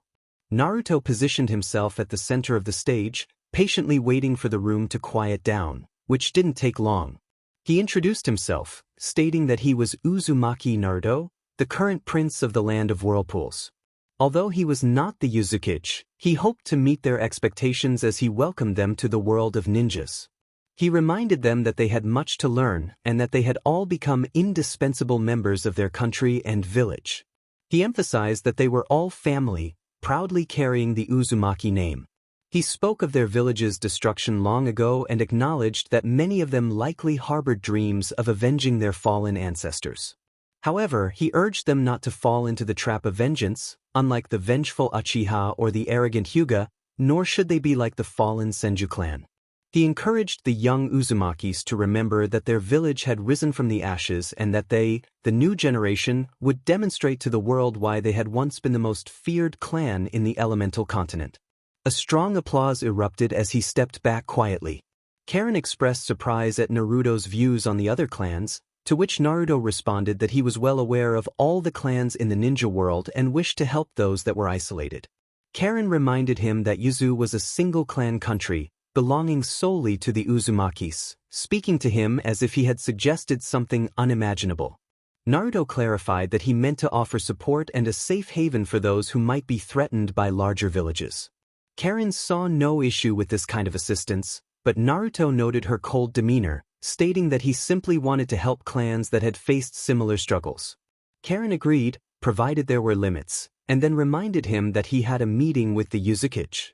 Naruto pointed out that the Uzukage was just as important as a prince, but Karen insisted that the man only led the ninjas and could not be compared to him.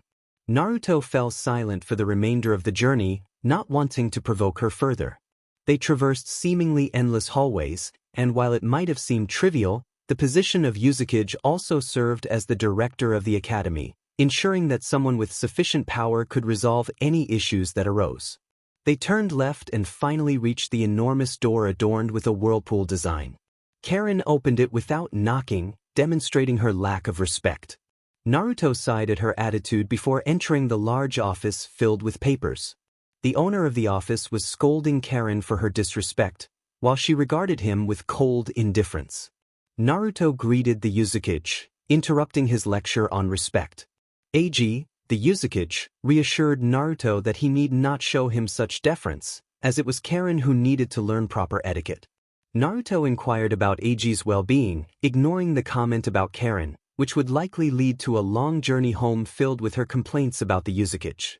AG insisted that Naruto could simply call him by his name, acknowledging that Naruto would always be his superior. Naruto then asked how the selection of students for their new teachers was progressing. AG began to respond. Naruto expressed concern about the new teacher assigned to them. AG noted that no one wanted to be a student of a foreigner. He acknowledged that while he had nothing against Yugura joining their ranks, what Yuzu needed was power, both military and political, and having a ninja of Kage level was a significant advantage. Naruto was pleased to hear AG share his perspective. However, AG pointed out that the genin still had a negative attitude towards Yugura.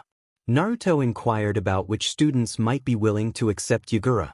AG admitted that not many were eager, but the most promising candidates were Hideo, Dai, and Akemi Uzumaki.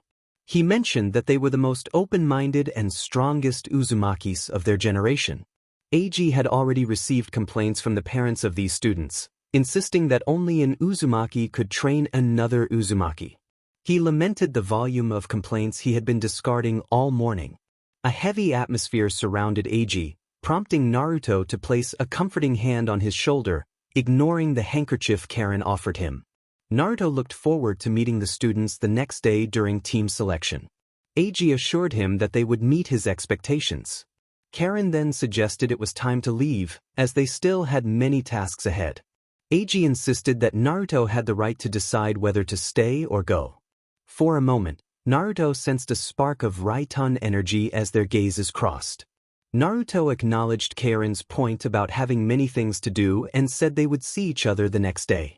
AG bowed to him and returned to his desk, casting a sharp glance at Karen, who met his gaze without hesitation. Naruto took Karen's hand, and they hurried out of the office, eager to avoid another lengthy report about her mishaps in the village. Once outside, he released her hand, and they resumed walking normally.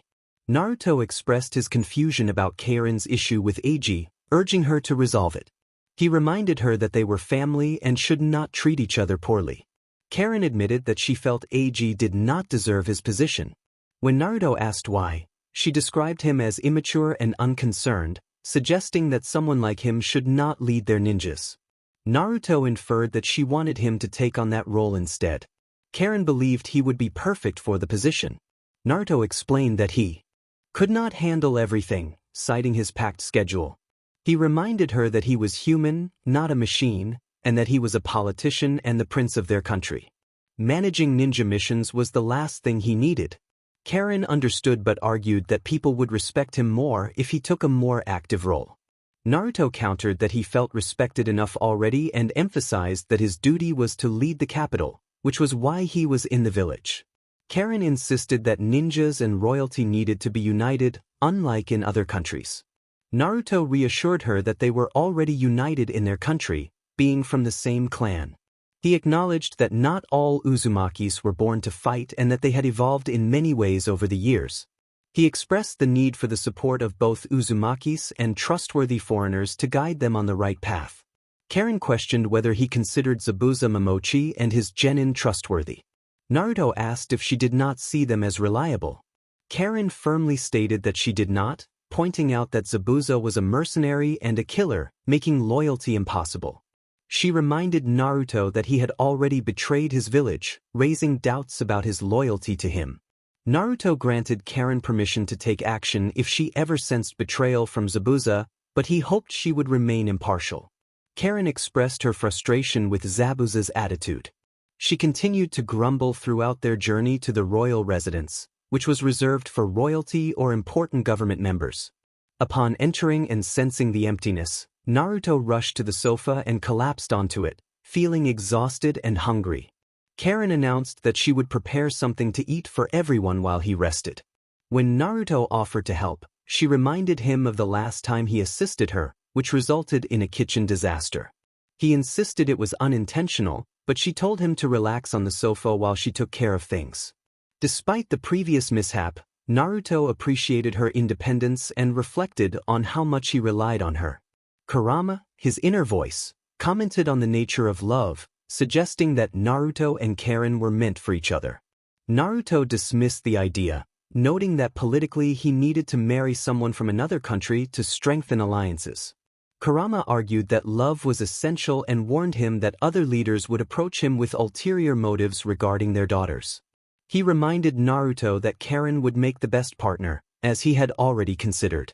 After a long night, the two Uzumakis went to sleep, preparing for a challenging meeting the next day between the new genins and Yagura.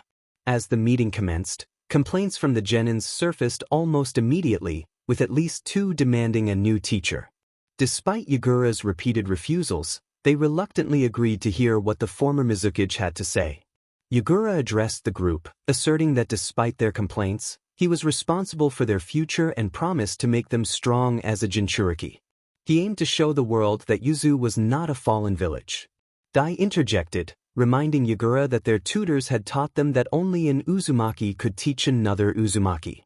Yagura acknowledged the logic but insisted that he was a skilled shinobi and could also be a good teacher if given the chance. Akemi asked if it was true that he was the former Kage of his village, to which Yagura confirmed. Hideo stated that he was not opposed to Yagura teaching them, provided the rumors were accurate. His Majesty personally entrusted you with this position, and I am not one to contradict him. Akemi wondered if that was true, as she thought the director had confused him with another Jonin sensei. Dai reminded her that their director was also the Yuzukage.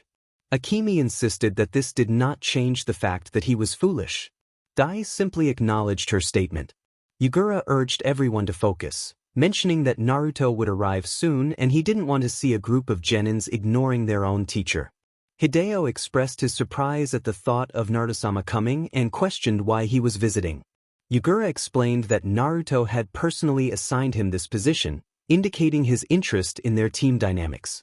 Akemi fretted about not being presentable for someone like Naruto-sama, nervously fixing her hair. Yagura reassured her that Naruto was more interested in her manners and actions than her appearance. Dai narrowed his eyes, realizing something that irritated him greatly.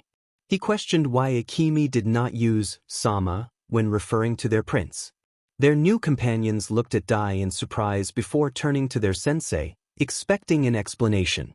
Yagura hesitated, but before he could respond, a voice interrupted, revealing the most respected and revered man in the land of the whirlpools standing at the entrance with a small smile.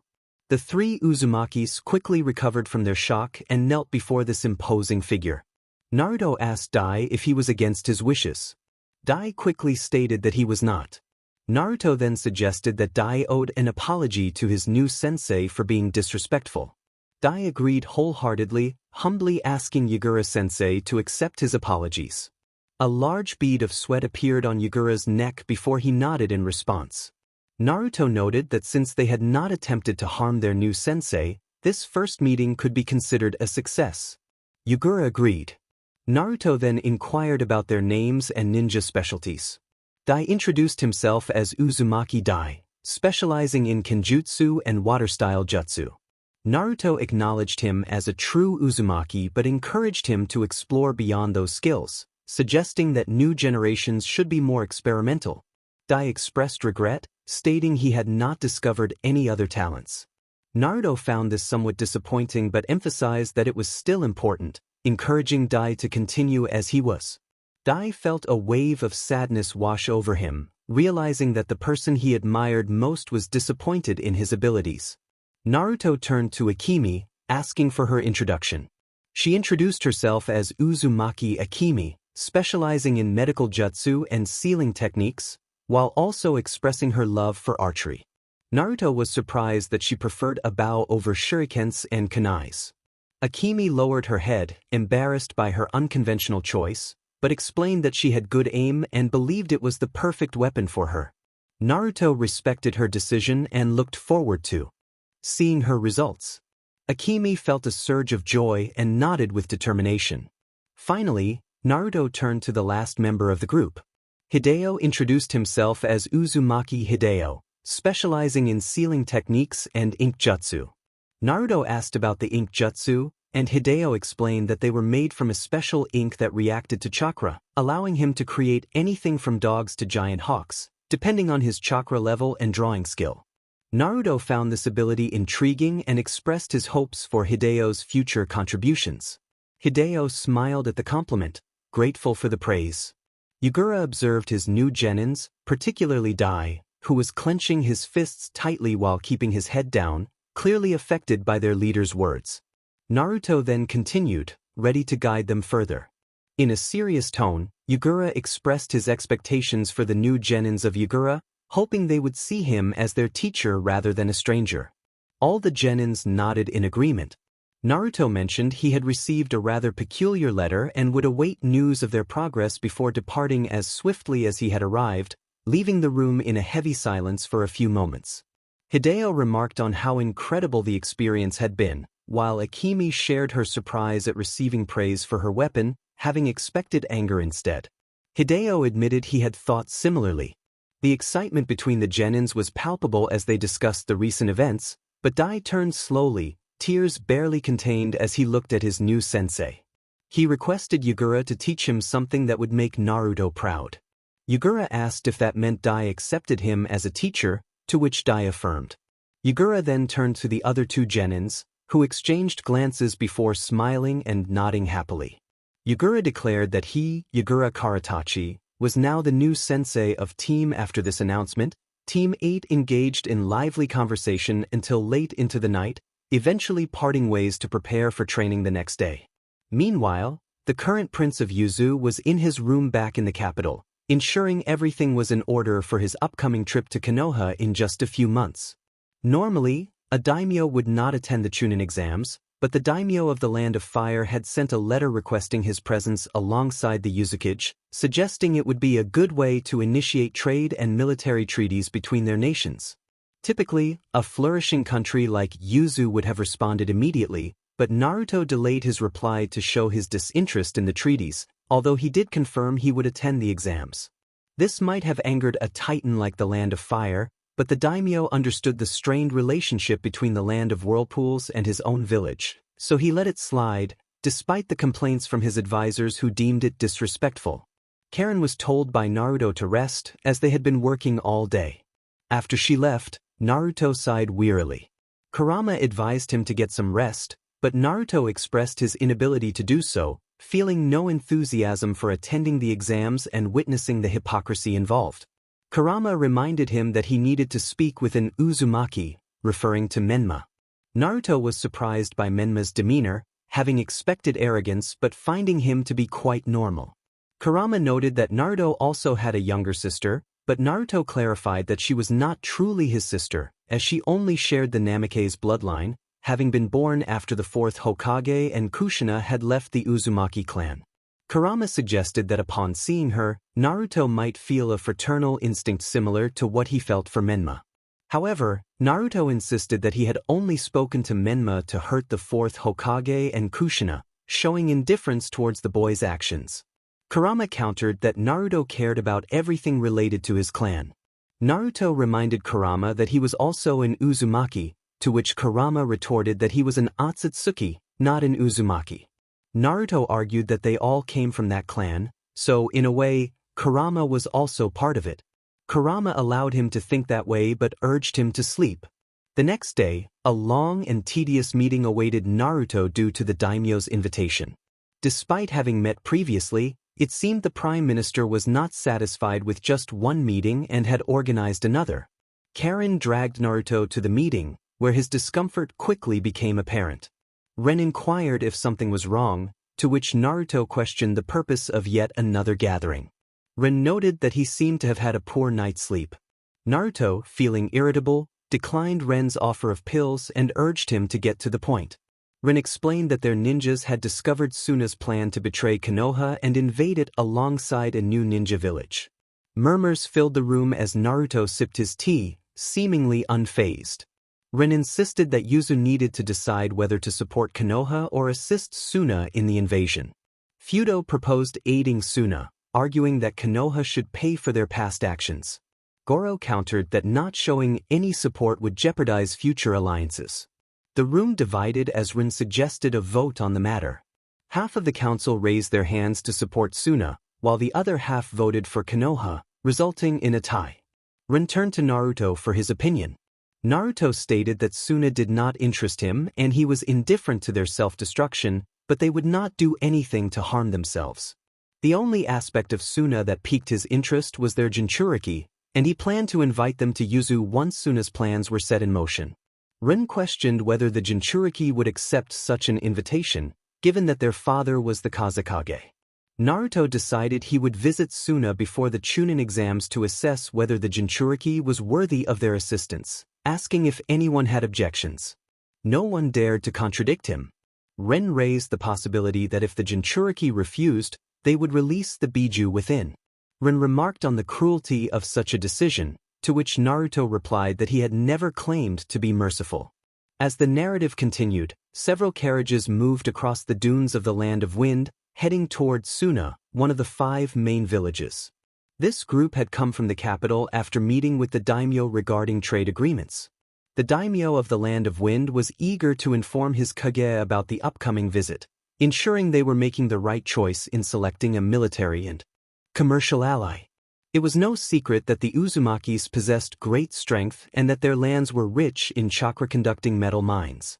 Therefore, he did not dwell on the reasons for their visit and sent an order to the Kazekage to be as welcoming as possible to this potential great ally.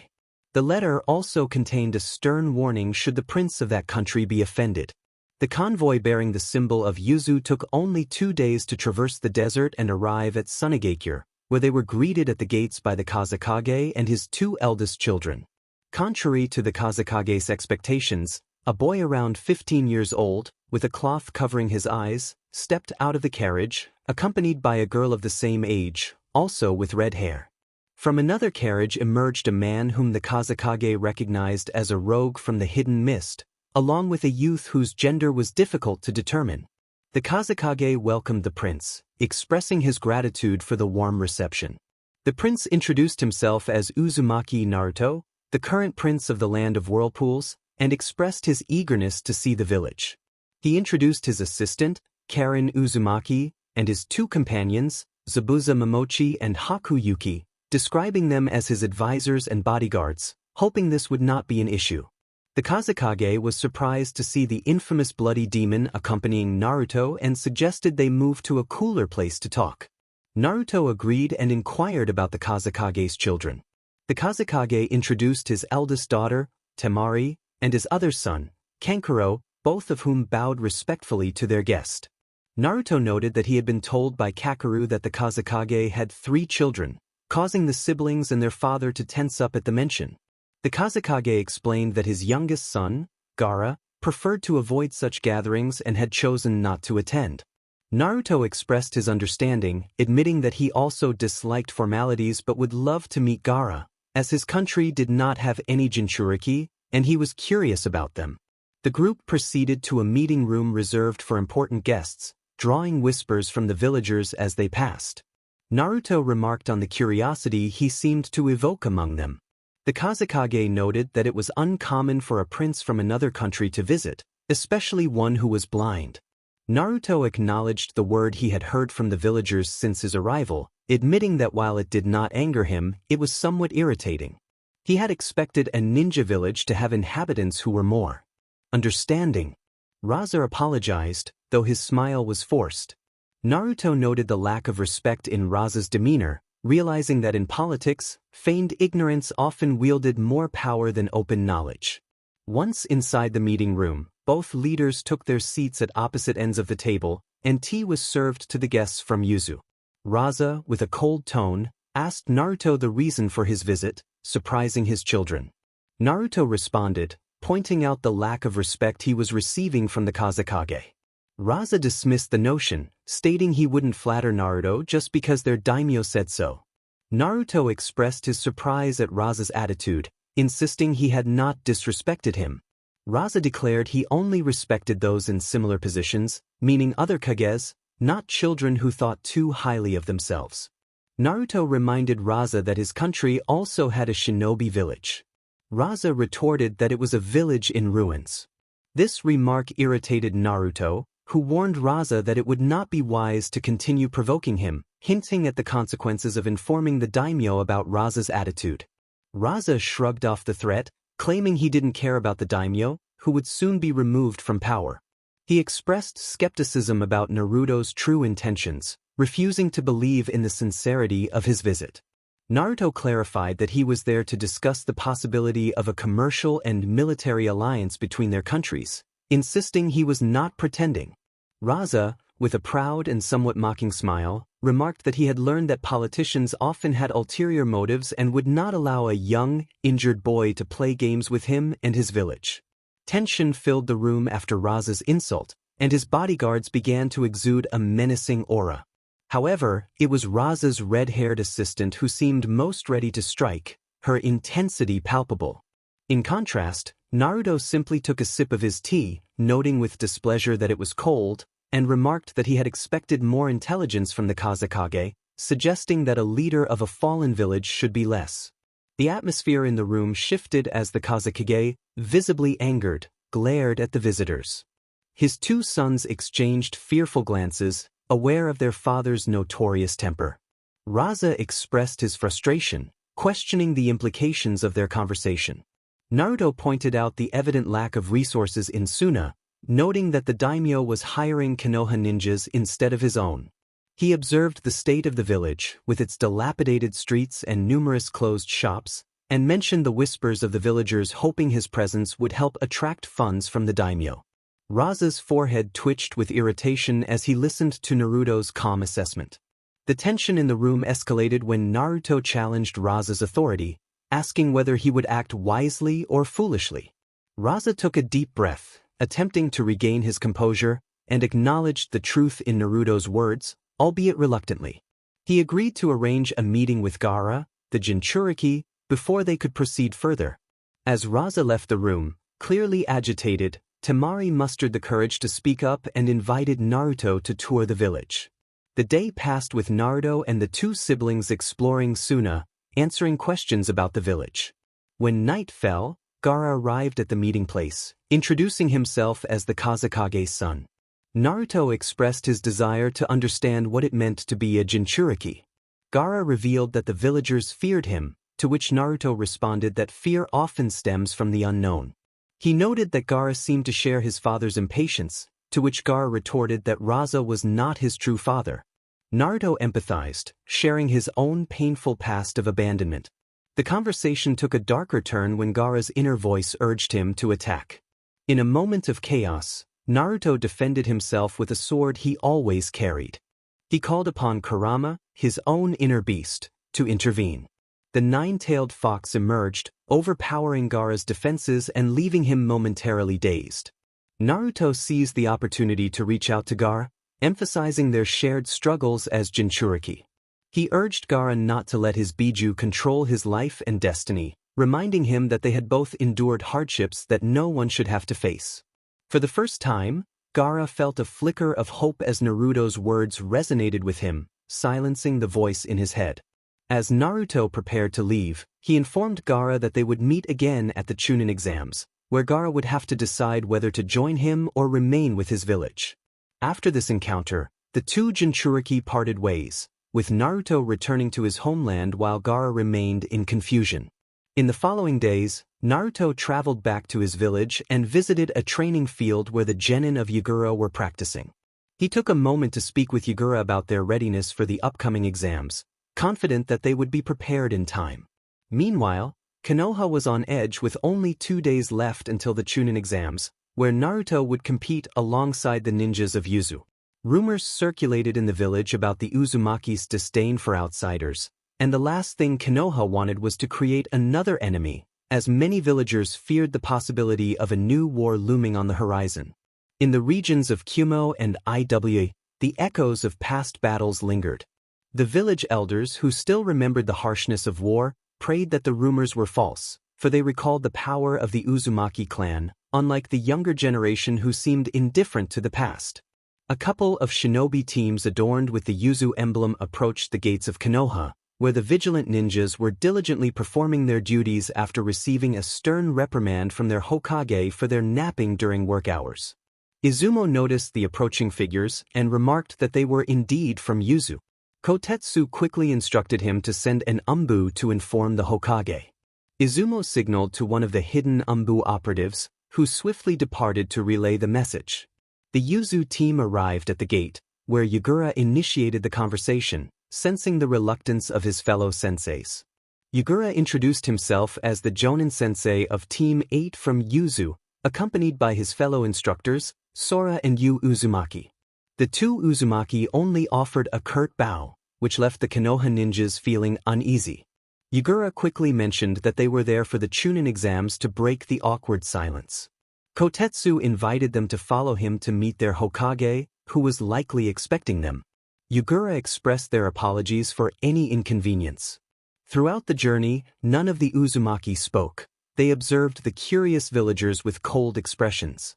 Yagura attempted to lighten the mood by encouraging conversation, but his efforts were in vain. Upon reaching the Hokage Tower, Yagura felt drained but entered confidently into the office of the Yondaime Hokage, where he found the Hokage's wife and son alongside the two remaining sannin in the village. Minato welcomed them warmly, and Yagura reciprocated the sentiment. However, a scoff from his companions prompted a nervous twitch in Yagura's eye. He apologized for their behavior, explaining their fatigue from the journey. Minato, maintaining a polite smile, began to ask a question, but Yagura interjected, mentioning that the Uzukage would attend the third phase of the Chunin exams. Minato expressed his eagerness to see his son, which seemed to heighten the tension in the room, particularly among the Uzumaki present. Sora respectfully corrected the Hokage, stating that his majesty was not Minato's son. You added that Naruto had no Namikaze blood running through his veins, unlike the two traitors present, casting a disdainful glance at Menma and Kushina. Menma and Kushina lowered their heads, while Yagura elbowed you, who winced in pain before apologizing for his comment. Yagura attempted to steer the conversation back on track, inquiring about the location of the exams. Minato informed them that they would take place at the Ninja Academy and provided them with keys to an apartment, stating that his son Menma would guide them there. Yagura expressed his gratitude. Before they departed, Minato asked Yagura how he came to be with Yuzu. Yagura explained that he had been saved from execution for his past actions against his former village by his majesty and now served him with great devotion and loyalty. Minato expressed his relief that Yagura was a good person. Yagura then indicated that they should leave, requesting Menma to guide them. Menma nodded and led the way, keeping his gaze downcast. During the journey, he asked Yagura questions about his brother, seemingly forgetting the harsh words from one of the Jonin sensei. Menma inquired about his brother's favorite food, to which Yagura replied that it was ramen, but if Menma wanted to win Naruto's favor he should prepare him a good tea. Menma was surprised and noted that he would have to ask his grandfather about it. Yagura offered to share more information if Menma was interested, but when Menma expressed a desire to visit Yuzu, Yagura regrettably informed him that such decisions rested with the Yuzu Council, of which he was not a member. Menma insisted that he was an Uzumaki, but Yagura explained that the issue was not his Uzumaki blood but rather his Namikaze lineage. He cautioned that Yuzu had very few mixed blood individuals, which could pose challenges for Menma. Menma pointed out that his brother was also a mixed blood, but Yagura clarified that Naruto had undergone a blood purification process, which only those with great resilience could endure. Menma felt disheartened but was comforted by Yagura's words, who reassured him that Naruto accepted him despite his past. Menma expressed doubt about his brother's feelings, but Yagura encouraged him, stating that if Naruto said he saw him as a younger brother, it must be true. Feeling more hopeful, Menma led them to the apartment, where the other members of Yuzu entered silently, leaving Yagura and his genins at the door. Yagura thanked Menma for his guidance and expressed hope to see him again. Menma returned home, where he was immediately bombarded with questions from his parents. Kushina asked how it went, and Menma replied that everything was great with Yagura, though he felt he did not make a good impression. Minato inquired if he learned anything about his brother, and Menma excitedly shared that Naruto loved tea. Both parents exchanged confused glances before resuming their questioning. After a long night, Menma Namikaze Uzumaki reunited with his team for one last training session before the exam. Kakashi, however, once again lost track of time and arrived 3 hours late. The day of the Chunin exams finally arrived, and Konoha was bustling with merchants, travelers, and tourists from all corners of the elemental continent. After all, witnessing a battle between ninjas was a rare event, and this exam was particularly intriguing because it featured a village believed to have been destroyed years ago. Everyone was curious about the rumored Uzumakis and how they fought. The fact that one of the team's sensei was responsible for the blood purge only heightened the anticipation among the crowd. However, civilians and visitors would have to wait to see the action, as only the third phase would be open to them in a month. During this time, participants trained for the finals and prepared for their future rivals. Despite the wait, people continued to flock to the village, hoping to catch glimpses of the first 2 stages. Many took the opportunity to explore the village or sell their goods. At that moment, all the registered genins were heading to the academy for the first part of the exams. As the groups began to enter, some noticed the genjutsu that enveloped the building, while others wandered off, confused about which room to enter. Even those genins who had supposedly studied for most of their lives fell victim to the genjutsu, highlighting their lack of skill. Meanwhile, in the forest, the 3 aspiring Chunin were preparing for their final test. Kakashi interrupted their chatter, reminding them to focus. Menma was determined to prove himself, especially with his brother expected to join in the third phase. Kakashi explained the rules of the survival test. They would hide, and he would seek them out, with victory going to those who remained undefeated until sunset. Menma noted that they still had about 6 hours until dusk, prompting Kakashi to stress the importance of hiding well. As the 3 genins dashed into the forest, Team 8 from Yuzu observed them from a distance. Hideo remarked on their apparent weakness, while Akemi boasted about her ability to take them down easily. Dai cautioned against underestimating them, recalling Yagura-sensei's warning that the first to underestimate would be the first to fall. Akemi dismissed their potential, expressing disappointment in the village's ninja skills. Hideo added that even a titan could rust in times of peace, while Dai argued that their strength came from living in a state of war. Akemi reflected on their past, insisting that Yuzu must not forget its history, or it would undermine the efforts of their ancestors. Hideo shuddered at the thought of once being allies, and Dai declared that when the time came, they would show the true power of their clan, especially under Naruto-sama's leadership. Yagura interjected, clarifying that Naruto-sama desired peace and reconciliation, not revenge.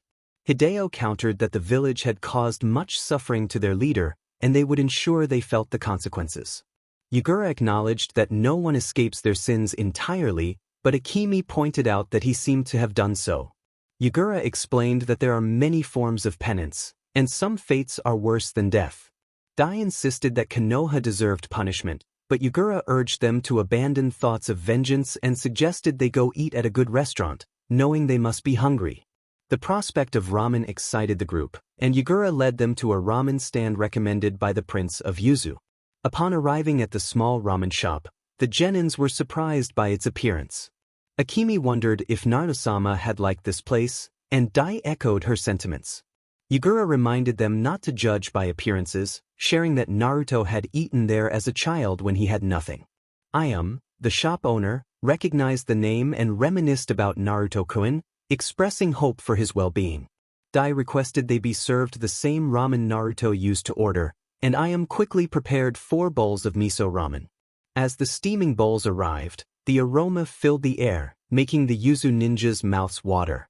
They eagerly devoured their meals, their enjoyment evident as they savored the delicious food, while their sensei observed them with a smile, pleased to see his students so happy. Most of the genin from the other villages passed the deception test and ascended to the second floor where the exam would take place. The tension in the building was palpable. No one dared to raise their voice or utter a careless word until a boy with a dog on his head spoke loudly. Kiba boasted about a genjutsu, dismissing it as something that wouldn't stop them. His dog, Akamaru, barked in agreement, prompting murmurs of annoyance from the crowd at Kiba's recklessness. Shino, with a calm demeanor, warned Kiba that he shouldn't have spoken, as it would only increase their competition. Kiba, filled with arrogance and determination, replied that it didn't matter, they would crush their opponents regardless. He dashed toward the second floor, where the genin who hadn't seen through the genjutsu were also heading. His teammates sighed and followed their careless friend. Dai expressed disbelief at Kiba's foolishness, while Akemi speculated that Kiba was likely from the Inuzuka clan, known for their instinct-driven nature. Hideo hoped that Kiba's antics wouldn't complicate things for them. Akemi mentioned that they needed to at least reach the finals, as their sensei had indicated that the other 2 teams would withdraw in the second phase. Dai questioned the reason behind it, and Akemi explained that it was an order from Naruto, who wanted them to show their power but not all of it, leaving out details. Hideo remarked that this meant the responsibility fell on their shoulders, to which Akemi responded with a hint of sarcasm about the pressure. As the 3 genin approached the stairs, they were stopped by a boy with a bowl-shaped haircut, large eyebrows, and dressed in olive green. Lee eagerly requested a duel, which Dai found absurd. Lee insisted he wanted to see the flames of youth from a member of Yuzu. Hideo declined the duel, but Lee was undeterred, introducing himself and asking Akemi out, claiming he had never seen a girl as beautiful as her. Akemi was taken aback by his enthusiasm and firmly stated she wouldn't go out with him since she was from another village. Lee insisted their souls were destined to meet, despite not knowing her name. Dai intervened, telling Lee to back off, but Lee only took it as an opportunity to learn Akemi's name, calling it beautiful. Akemi threatened Lee to let her go, or she would retaliate, which startled him into releasing her. However, he continued his declarations of affection until a near-identical version of him appeared riding a turtle. Guy, his instructor, scolded Lee for wasting time and reminded him to head to the exam room, mentioning that Tenten was very upset with him. Lee, excited about finding his soulmate, was encouraged by Guy, who believed Lee's flames of youth would burn brighter from that moment on. The 2 embraced, shedding tears of joy, allowing the Yuzu team to slip away to the second floor where the exam room awaited. Akemi remarked that it was the strangest encounter of her life. Hideo teased her about having admirers everywhere, attributing it to her being the Princess of Fire. Akemi dismissed the nickname, finding it embarrassing. Dai joked about her popularity in the academy, prompting Akemi to hit him on the head, causing him to stumble. Hideo reminded Dai of the rule, never anger a woman from the Uzumaki clan. Dai, rubbing his head, promised not to make that mistake again. They settled into their seats just as a jonin approached quickly. Once seated, an instructor with a bandana interrupted their conversation. Ibiki introduced himself as their instructor for the first phase and held the test that would determine their futures. He laid out the rules, warning that anyone caught cheating more than 3 times would be disqualified. Each team needed to answer at least 1 question to pass, and if 1 member was expelled, the entire team would be eliminated. With that, the first test began. Many genin quickly realized the purpose of the test and began copying from their peers, but several were soon caught, resulting in at least a quarter of the participants leaving before the test concluded. Ibiki announced it was time for the final question, warning that failing it would bar them from reapplying, but if they withdrew now, they could try again next year.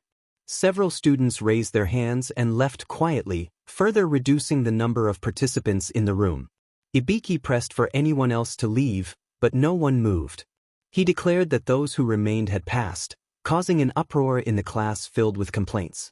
Ibiki silenced them, emphasizing that a Chunin-level ninja must have the guts to move forward, as those without courage wouldn't survive in Chunin-level missions. Before he could finish his speech, a woman burst through the window. Anko introduced herself as the instructor for the next phase, acknowledging Ibiki's efforts.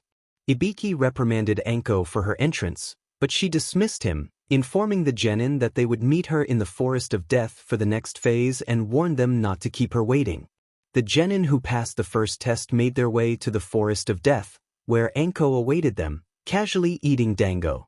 She explained that the next test would require them to survive for 5 days in the forest. Each team would receive a scroll of heaven or earth, and to pass, they needed to obtain both and head to the center of the forest, where a large tower stood. The roll must not be opened before the designated time, or the team will be disqualified immediately. Trust me, you do not want to know what's inside. But first, you must sign this document that releases us from any responsibility in case of death. The speaker finished with a wide smile that sent chills down the spines of more than one participant. Gradually, the genin began to sign and receive their rolls, and about 20 minutes later, all the teams were positioned at various gates leading into the forest. As they entered, Akemi remarked that this was where the real challenge began. Dai reassured her that they had undergone many training sessions like this one and had nothing to fear. Hideo pointed out that this time was different.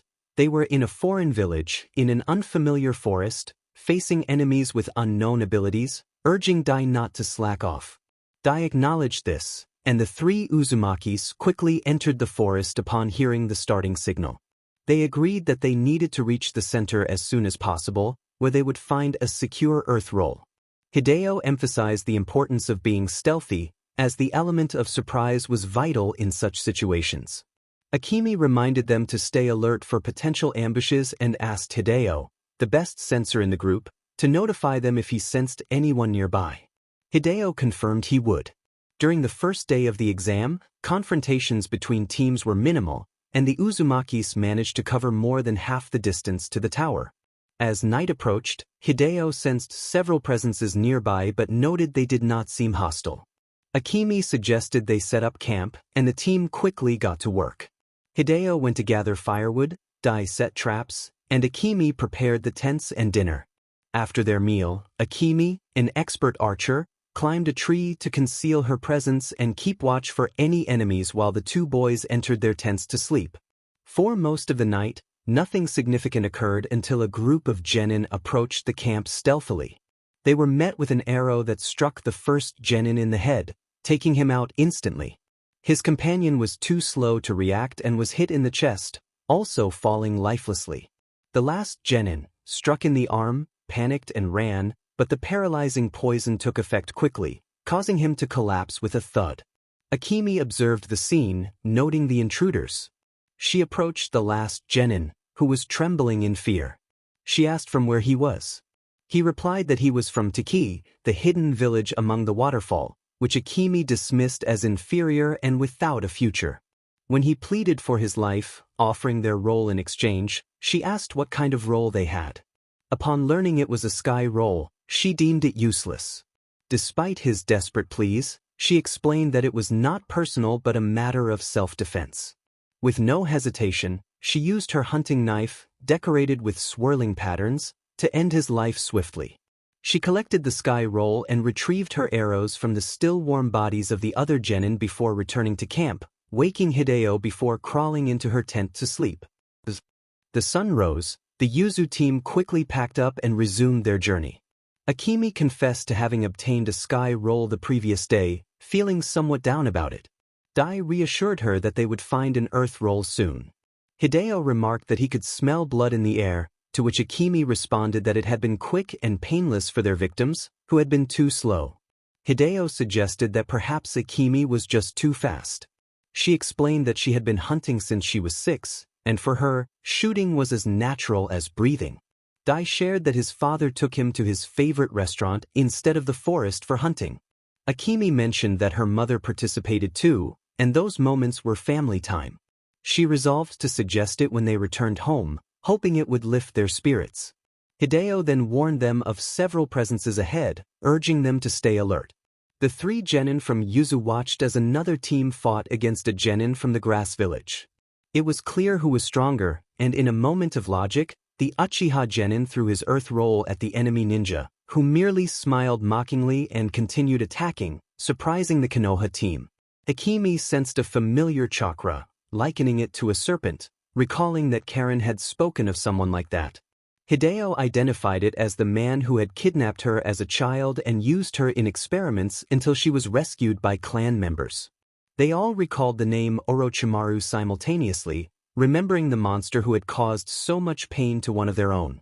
Suddenly, a massive fireball engulfed the supposed genin from the grass village, revealing a man with a twisted gaze and an unnaturally large tongue hanging from his mouth. Orochimaru recognized Uzumaki Namikaze's Menma, taunting him for a moment before Menma confidently stated that being trapped in a giant snake would never stop him. Orochimaru acknowledged that while Menma might not be as clever as his older brother, he was not entirely useless and could still be of use to him. Hearing this, the hidden Uzumaki sprang into action without hesitation. In Yuzu, snakes were often fried and eaten. Orochimaru remarked that he now had many more subjects for his experiments. Hideo, feeling angered, confronted Orochimaru, questioning how he dared to mention their lord. Orochimaru, amused, noted that the rumors about Hideo's mindset seemed to be true. Menma recognized the Uzumakis and identified them as the genins of Yagura. Dai confirmed this, stating that even though Menma was a half-blood, the Uzumaki blood ran through his veins, making him part of their family, and no Uzumaki would be left behind. Orochimaru chuckled, challenging their bravery and questioning if they could back it up. Suddenly, a swarm of snakes burst from Orochimaru's sleeves, lunging at the genins. The three Uzumakis were the first to respond. Akemi readied an arrow with an explosive tag, but before it could reach the snakes, they multiplied, resulting in a massive explosion. Hideo quickly unrolled some blank scrolls and began drawing foxes, which sprang to life and charged at the Sannin. Orochimaru observed with interest, commenting on their curious techniques. Dai moved stealthily, rescuing Uchiha and Sakura from the battlefield, both injured and unable to fight. He urged them to find an adult, acknowledging their strength but warning that they couldn't hold out much longer. As the two genins ran away, Orochimaru expressed his frustration, declaring he wouldn't let Sasuke escape without his gift, sending Hideo crashing into a rock. Menma created a Rasengan and aimed it at Orochimaru, who easily dodged the attack. Menma vowed to protect his friends. Orochimaru drew a sword from his mouth, preparing to strike Menma down, but an arrow pierced his hand, forcing him to drop the weapon. Orochimaru scoffed, claiming that poisons had no effect on him, to which Akemi retorted, questioning who said it contained poison. Suddenly, Orochimaru felt a sharp pain in his hand, now marked with symbols that incapacitated him. He cursed the sealing technique embedded in the arrow, bewildered by its effectiveness. Dai warned him not to underestimate an Uzumaki sealing jutsu or their swordsmanship, delivering a significant cut to Orochimaru's arm, which he couldn't evade due to ink vines that restrained him. Hideo emphasized their resilience and urged Menma to launch another Rasengan quickly. Menma complied, unleashing another attack that struck Orochimaru squarely in the stomach, sending him crashing into a tree. Akemi anxiously asked if he was dead, while Dai instructed her to fire more suppressing arrows. Before she could act, another Orochimaru emerged from the remains of his supposed corpse, declaring that the young ones had made him shed his skin.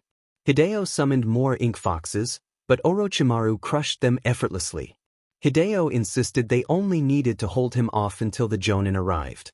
Orochimaru acknowledged this, deciding it was time to leave, but warned that they would meet again before vanishing among a swarm of snakes.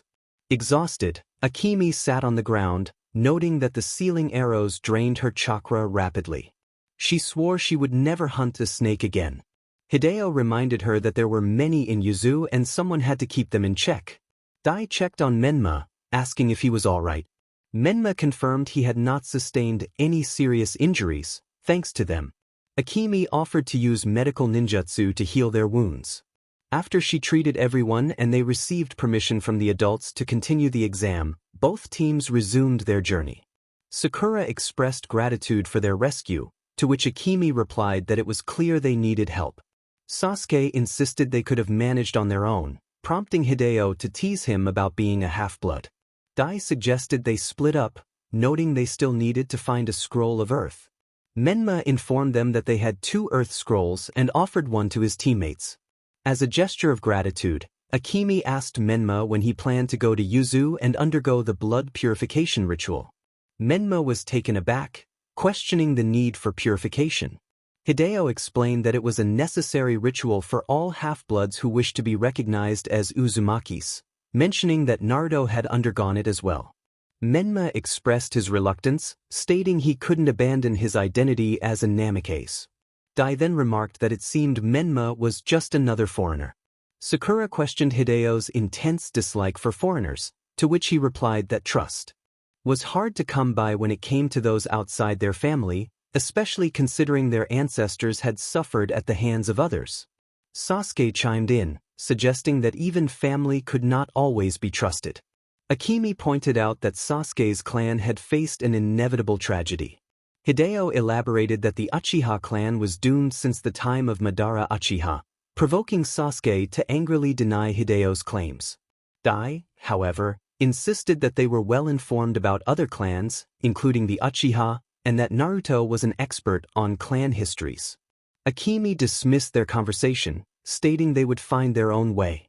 The 2 teams then parted ways, with Sasuke reflecting on the harsh words exchanged. Despite not crossing paths again, both teams managed to gather the necessary scrolls to advance to the 3rd phase, arriving at the tower around the same time. Yugura congratulated the young genins on their success, while Hideo noted that the test had been simple, with the real challenge being the Sannin.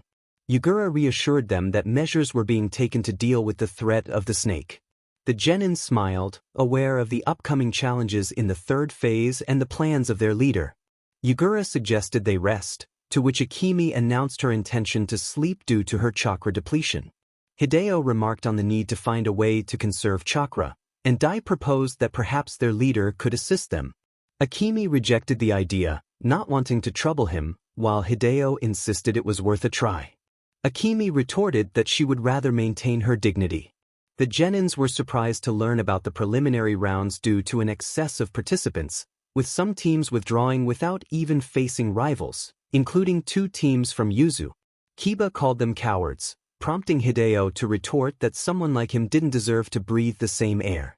Akemi, as an experienced hunter, remarked that Hideo was insulting animals, to which Hideo apologized, acknowledging that animals were indeed more intelligent than Kiba.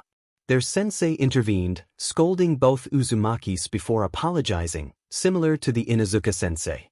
Hayate introduced himself as the instructor for the preliminaries, announcing that the matches would be decided randomly. The screen displayed the matchup between Kiba and Menma. Kiba rallied his partner Akamaru, eager to prove himself. Menma remained silent, observing his cousins, who regarded him coldly. After a decisive victory for the Inuzuka, Hayate announced the next match, Akemi Uzumaki against Ino Yamanaka. Ino taunted Akemi about her choice of weapon, calling it outdated.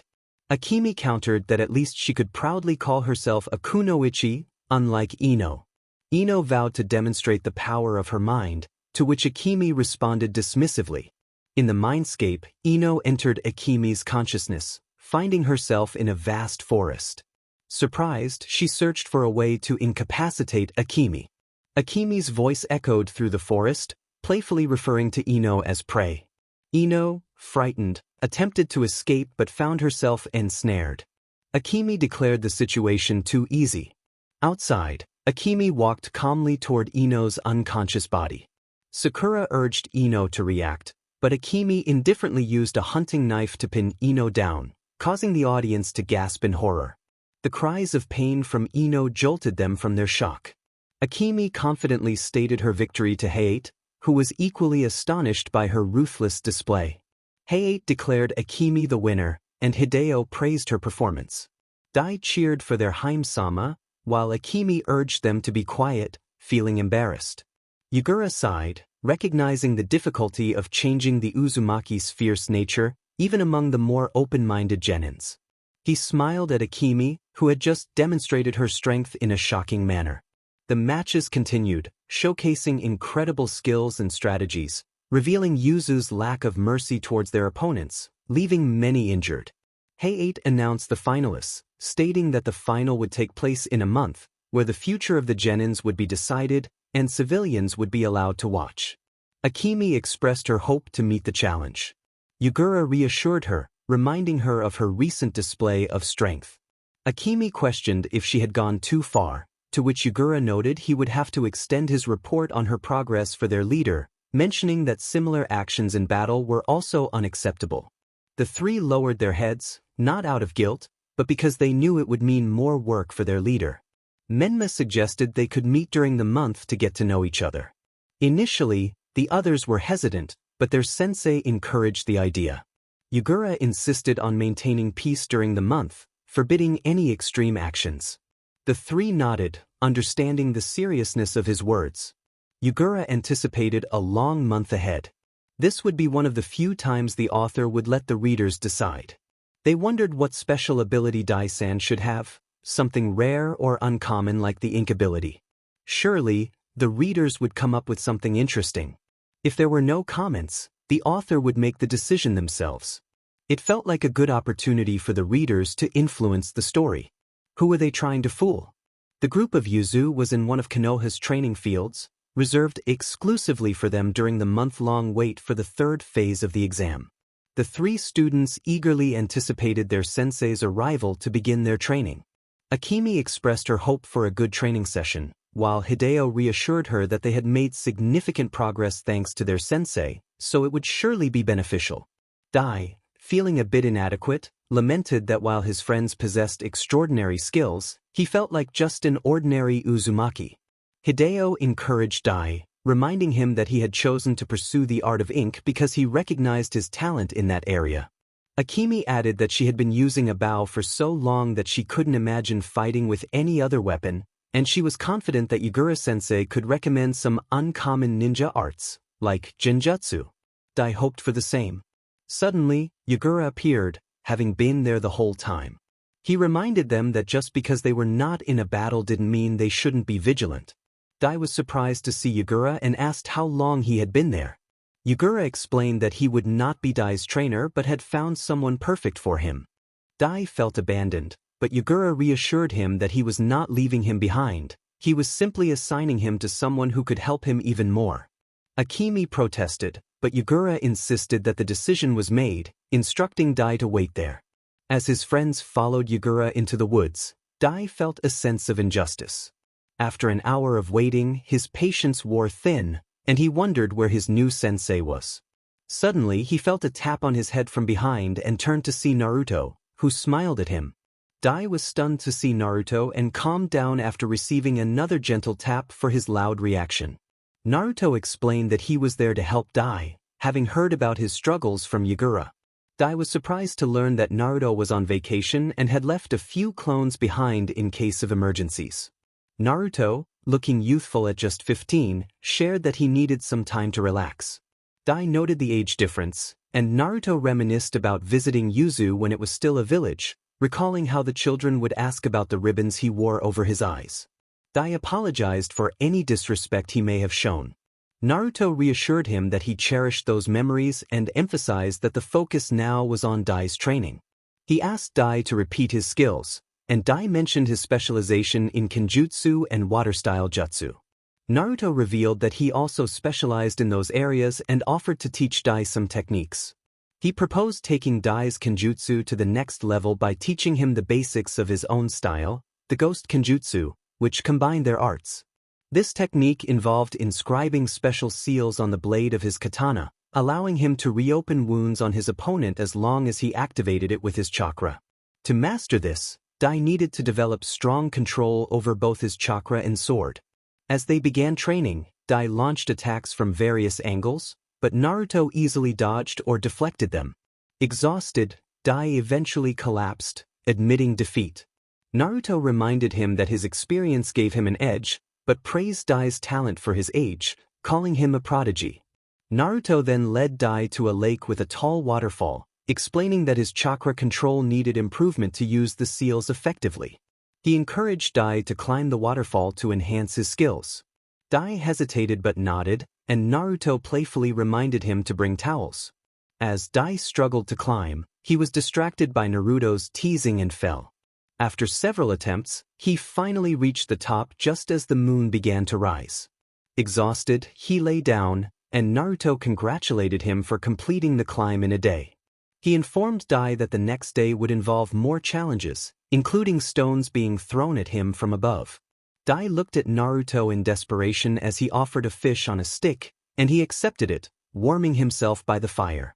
He asked if Naruto had undergone similar training, to which Naruto replied that he had, emphasizing the importance of strength for a leader to protect their people.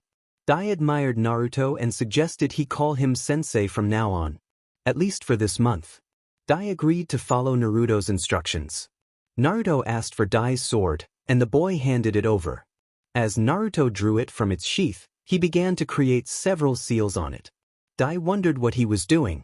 Naruto explained that he was placing gravity seals on the sword, and that the next day, Dai would climb the waterfall and use the sword to cut the rocks he would throw at him. Dai expressed concern, questioning if Naruto wanted to harm him. Naruto offered to teach him something else instead, but Dai insisted he would do his best. Kurama, the nine-tailed fox, chimed in, suggesting that Dai was enjoying the challenge, cautioning him not to trust Naruto's smile. Dai was surprised to learn that Kurama was a fox. Kurama introduced himself, stating he was the Biju of Naruto and his bodyguard. Naruto retorted, calling Kurama a lazy fox for sleeping all the time. Kurama reminded Naruto of the times he had saved his life, to which Naruto replied that he could manage on his own.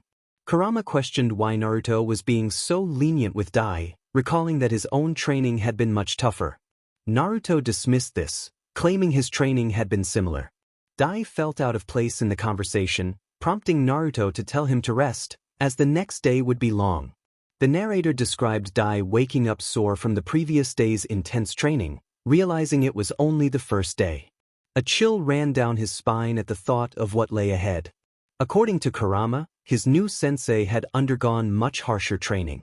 Shaking his head in disbelief, Dai got up and noticed Naruto was not nearby.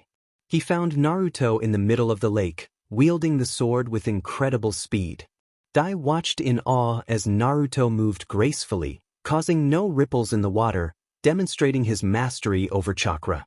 Dai approached quietly, not wanting to interrupt. Naruto's movements were swift and purposeful, each one aimed at swiftly defeating an enemy. Dai noticed the scars on Naruto's bare torso, with the word demon visible on his skin. Clenching his fists in anger, Dai lost his concentration and stumbled into the water. Naruto remarked that anger was not a good feeling if one did not know how to channel it, noting that even a well-trained genin like Dai could fall into the water because of it. He explained that both politicians and shinobi needed to control their emotions as he helped Dai out of the water. Dai hesitantly asked about Naruto's scars, to which Naruto replied that he had taken many hits during his training. Dai reflected on his troubled past, feeling the weight of his memories. He looked around at the village that had caused him so much pain. Naruto stood beside him, expressing his own struggles. He fought daily against the hatred that lingered in his heart for this village. He worked tirelessly to ensure that Yuzu would not be trapped by the past or consumed by negative feelings. He urged Dai not to hold on to resentment for events that had long since passed, reminding him that sometimes living meant letting go. Dai hesitated, uncertain of how to move forward. Naruto continued, sharing his vision of a future free from hatred. He saw the new generation, like Dai, as a beacon of hope. He encouraged Dai to forget the painful memories that haunted him. Dai, feeling the weight of Naruto's words, nodded in agreement. He understood the importance of letting go, even if it was difficult. The sadness in Naruto's smile resonated with him. While his dreams were beautiful, Dai couldn't help but feel that they were also unrealistic in a world still plagued by hatred. It was not easy to forget. My training continued to progress, and I didn't bring up the topic again, nor did he comment on it. After 3 days of climbing that dreadful mountain while trying to break some rocks with my modified, heavier sword, we began practicing kenjutsu. My new sensei created several shadow clones for me to fight against. The downside was that every time I made a mistake, my teacher would correct my posture with a swift strike or mark the parts of my body where he could have attacked me. After 2 weeks, the ink stains on my body had significantly reduced, along with the corrections for my posture. Seeing my progress, my sensei placed blood seals on my sword, but when I attempted to activate them, nothing happened. This resulted in a swift blow to my head, forcing me to climb that terrible waterfall again, now with double the rocks and double the weight on my sword. When I finally managed to activate the seals, my sensei seemed satisfied, and we moved on to the second part of the training. After all, there were less than 2 weeks until the exam, and we had to hurry. I mentioned that I could perform all the Suetun Jutsus up to Class C and a few of Rank B. My sensei congratulated me before performing a sequence of seals and expelling water from his mouth, pinning me against a nearby rock. He explained that the technique was called Suetun, Mijuame Nabera. By mixing chakra with water, it became sticky, had a long range, and was excellent for setting traps to surprise an enemy. It wasn't transforming water into oil like Yugura did, but he had his own resources. During the remaining 2 weeks, my sensei taught me 3 more Suetun Jutsus and how to channel a bit of futon energy into my sword to make it sharper and allow for longer cuts. However, 3 days before the exam, my sensei left to prepare everything. For a few days, I had almost forgotten that he was the prince of an entire country. He asked me to keep my training a secret and expressed eagerness to see a summary of my progress. It had been a tough month where I learned many things that I was eager to show my teammates and my sensei. The finalist team from Yuzu gathered again after a month apart. Akemi expressed her joy at seeing me again, saying she had missed me. Hideo hoped I had become much stronger, and Yugura noted that since I hadn't come to complain, it seemed I liked my new sensei. I admitted that I did. Akemi asked who had taught me, but I kept it a secret. Yugura interrupted before she could pry further, suggesting we go eat, and he offered to treat us. The 3 students followed their sensei, now prepared for the final phase. 2 royal carriages approached the gates of Konoha swiftly, with merchants and tourists stepping aside, curious about who might be inside. The carriages stopped at the entrance, and a red-haired woman emerged from the first one, handing documents to the guard, who was surprised and allowed them through without inspection. This astonished the civilians who had been waiting in line. The group headed toward the Hokage Tower under the watchful eyes of the villagers, who were already speculating about their identities. Upon arrival, a young woman stepped out of the carriage just as the Yondaime Hokage exited the building, accompanied by his family and some members of the Shinobi Council. The woman introduced herself as Uzumaki Karen, the personal secretary of His Majesty. Minato introduced himself and his wife, Kushina. Karen coldly interrupted, stating that the Uzumaki clan did not recognize Kushina Namikaze as a member, causing the woman to shrink back. A young boy stepped out of the carriage, dressed simply yet elegantly, with a black band covering his eyes, confirming the rumors of his blindness. He approached Karen, placing a hand on her shoulder to calm her. Naruto introduced himself as Uzumaki Naruto, the current prince of the land of whirlpools. He explained that he was there to see his team, and the man exiting the carriage was Eiji, their current Uzukage, suggesting Minato would find it easier to communicate with him. Eiji offered his assistance for any inquiries or arrangements, stating that His Majesty was merely a spectator. Minato agreed to speak in a more private setting. Eiji took his leave, reminding Naruto not to get into trouble. Naruto retorted that Eiji was the one who often found himself in trouble, and instructed Karen to accompany him, ensuring he didn't do anything foolish. Karen protested that her mission was to stay with Naruto at all times. Eiji insisted he didn't need a babysitter, and they exchanged glances filled with tension before Naruto intervened, stating that Zabuza would accompany them. A robust man emerged from the second carriage alongside his student, positioning himself behind the young prince. Zabuza greeted the Konoha ninja, and Kushina questioned his presence. Zabuza explained that he was contracted by Naruto, and Yuzu was a good place to live, though he was cut off before he could finish. Naruto humorously claimed to have dealt with a spider on Zabuza's stomach. The injured renegade nodded nervously, aware of the prince's formidable strength. Naruto announced that they would find a residence and explore the village, planning to meet at the tournament's hour. Karen looked resigned as she followed her leader. Naruto accompanied the Uzukage as they entered the building. He expressed his desire to take a stroll, noting that it had been a long time since he had been in the village. Zabuza remarked that it was true Naruto was the son of the Hokage and asked if he remembered anything. Naruto recalled scents and sounds from his past. His time in this village was not entirely pleasant. Haku wondered why he was treated poorly as the son of the village leader. Naruto explained that they did not know who he was. To them, he was just an orphan. Suddenly, a villager recognized the former boxing champion of the village and threw a bottle at his head without thinking. His two bodyguards quickly intervened, catching it mid-air. Zabuza confronted the villager, demanding to know who he thought he was. The villager, trembling in fear at the sight of the renegade, shouted that Naruto was the demon who had returned. Whispers spread quickly, creating a tense atmosphere. Naruto approached his aggressor, crouching to meet his gaze. He smiled warmly, silencing the murmurs. A demon could not smile like that, could they? He recalled the voices of all the villagers who had dared to strike him in the past. He could easily retaliate, spreading blood and chaos, but instead, he leaned in and whispered to the villager, causing his expression to shift from fear to desperation.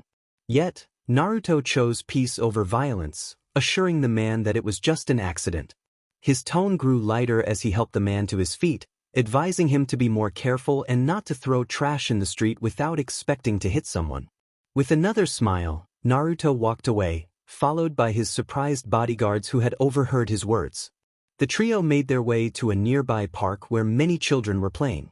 Zabuza remarked that he never expected to hear Naruto use the word inferior. Naruto feigned ignorance, asking when he had said it. Zabuza, not buying it, pointed out that he should not play dumb. Sitting on a bench, Naruto gazed up at the sky. He confessed to Zabuza that, despite his pacifism and efforts against the racism in his country, he harbored hatred for the village. However, he fought against it. He believed that many were responsible for the suffering of their people, but destroying the village would mean harming many innocent lives.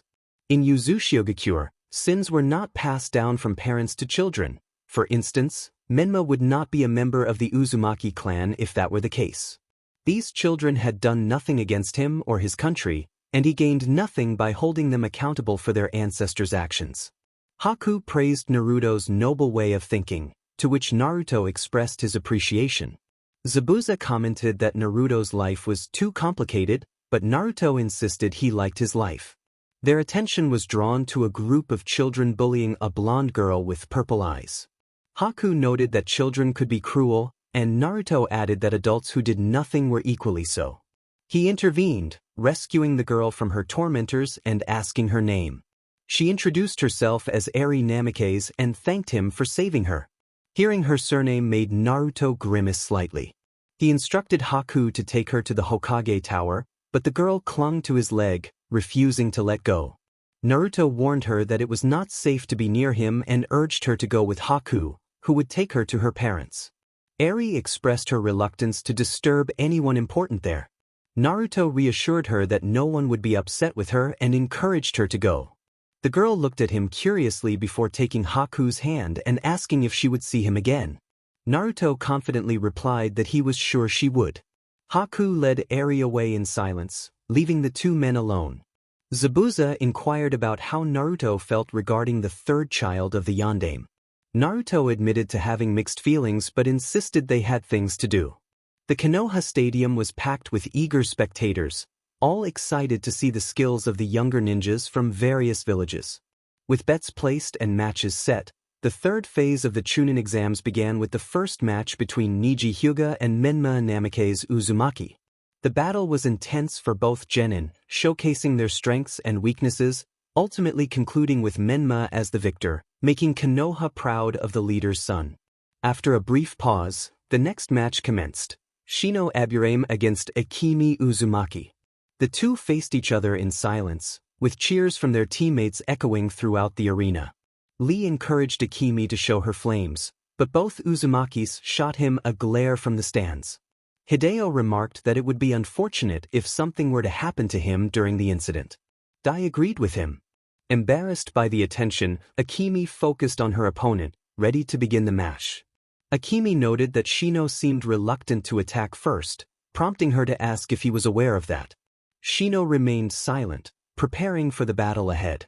The fascination with insects had always captivated her since childhood. Unlike other girls, she found them intriguing tiny creatures capable of remarkable feats. With a charming smile that flushed the audience, she expressed her desire to discuss the topic if her opponent survived their battle. Shino responded by releasing a swarm of insects directed at her. She swiftly grabbed one of her arrows and shot it into the mass, causing an explosion that eliminated most of them. Shino, feeling disheartened, murmured about his beloved insects as he prepared his next move. His cherished companions were advancing toward her from the ground, and if any reached her, she would begin losing her chakra. Akemi noted that the battle was evenly matched, as both were support and tracker types, there to assist their teams. However, with most of Shino's insects gone, she felt it was time to close the distance. The red-haired girl drew her hunting knife and dashed toward her surprised opponent. She remarked on the flaw of heirs, who focused too much on their clan's jutsus, making them predictable and vulnerable. She plunged her knife into his stomach, only for him to dissolve into a swarm of insects. Observing an insect embedded in her hand, draining her chakra, she smirked and vanished in a puff of smoke. Shino was taken aback. None of his insects had revealed her position.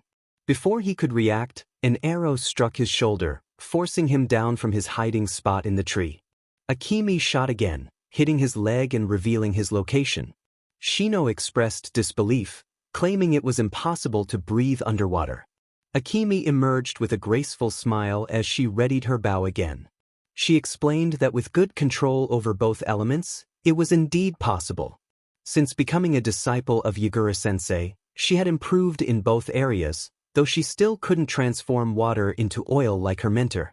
As she aimed for Shino's head, she declared that he would meet his end. Just as she released the arrow, Shino surrendered. The referee intervened, deflecting the arrow just before it could strike him. The announcer declared Akemi Uzumaki the winner. She celebrated her victory, raising her bow with pride as the crowd erupted in applause, clearly impressed by the skill of the Yuzu genins. In the stands, the leaders were astonished. Breathing underwater was challenging, let alone shooting an arrow while submerged. The Yuzukage applauded enthusiastically beside the prince, who clapped more slowly. Raza commented on the impressive level of Yuzu's genins, to which Eiji responded, confident that his own were equally skilled. Minato attempted to engage Naruto in conversation about ninja training, but Karen interrupted, asserting that the prince could defend himself. Naruto simply stated he had good chakra control, which pleased the Hokage, even if it didn't answer the question. Meanwhile, the next match had begun, with the arena filled with ink foxes surrounding a relaxed Nara. Hideo urged his opponent to surrender to avoid suffering. Shikamaru, however, refused, stating it would be a hassle to endure his mother's scolding if he did. Hideo warned him to face the consequences. The foxes attacked simultaneously, prompting Shikamaru to activate his clan's jutsu, halting them midair. He expressed his annoyance at the overwhelming number of foes as hands emerged from the foxes, crushing them into mere ink stains. Hideo boasted that his ink surpassed Shikamaru's shadows. In response, the Uzumaki conjured a massive nine-tailed fox that swiftly attacked. Hideo employed the same tactic as before, but this time the large fox dissolved into smaller ones, forcing Shikamaru to leap to avoid injury. Hideo declared that his ink was superior to Shikamaru's shadows. The Nara contemplated his opponent, recognizing numerous scenarios where he could lose but also many where he could win. He just needed to connect his shadows, though he knew he couldn't get close enough. Frustrated, he clicked his tongue at the challenge before him. Hideo revealed that he had been training alongside Dai and had discovered he could control his ink like water. He quickly performed a series of hand seals, causing the ink spread across the arena to coalesce into a massive black wave that crashed down on Shikamaru. The Nara struggled to swim, but the ink was too heavy, dragging him down. When the ink dissipated, he lay unconscious on the ground. The announcer declared Hideo Uzumaki the winner. The boy smiled triumphantly, bowing to the leaders of his country before returning to the contestants' area, where he received a stern reprimand from his sensei. Yugura scolded him for drowning people in ink, to which Hideo apologized. Yugura lamented having helped him improve his control. The announcer called for Uzumaki Dai and Temari Sabaku to enter the arena. Excitement filled the stands as Raza expressed his anticipation for his child's participation, confident that Yuzu's genin would lose. Eiji countered, asserting that Dai was among the best of his generation, trained by one of their finest ninjas. Minato anticipated a thrilling battle. Raza proposed a wager, but Eiji hesitated until Naruto interjected, asking about the terms. Raza stated that if his daughter won, Yuzu would have to create a defensive barrier around their village. If she lost, Naruto would have to marry her. Karin's anger caused her to break her pencil, startling those around her. Naruto pointed out that the wagers seemed to favor Raza. The Kazekage insisted that Naruto would gain an eternal ally, which puzzled the young prince. He dismissed the notion of eternal alliances, stating that treaties were often meaningless and that he was not interested in Raza's daughter. Raza pressed for what Naruto truly wanted. Naruto asked if Gaara, the son of Raza, was willing to negotiate. Raza stood up from his seat, indignant, declaring that he would never give up his greatest asset. Naruto responded that Jinchuriki were not weapons and expressed his offense at Raza's words, questioning if he wanted to start a war. Raza insisted he would not yield Gaara and asked Naruto to request something else. Naruto expressed disappointment at the lack of other options. Frustrated, Raza sat down and finally nodded, expressing his trust in his daughter's abilities and accepting the wager. Naruto felt relieved and Karin handed Raza a document. Confused at first, Raza realized it was a contract regarding their agreement and shot a glare at Karin before signing it. Naruto wished for the best genin to win, to which Raza agreed. While the two leaders discussed the terms, the genin were engaged in their battle, oblivious to their superior's conversation. Temari boasted that she had the advantage of range, declaring that Naruto had no chance as she opened the second section of her fan, launching sharp gusts at her opponent. Dai, the Kenjutsu apprentice, countered that she was overconfident.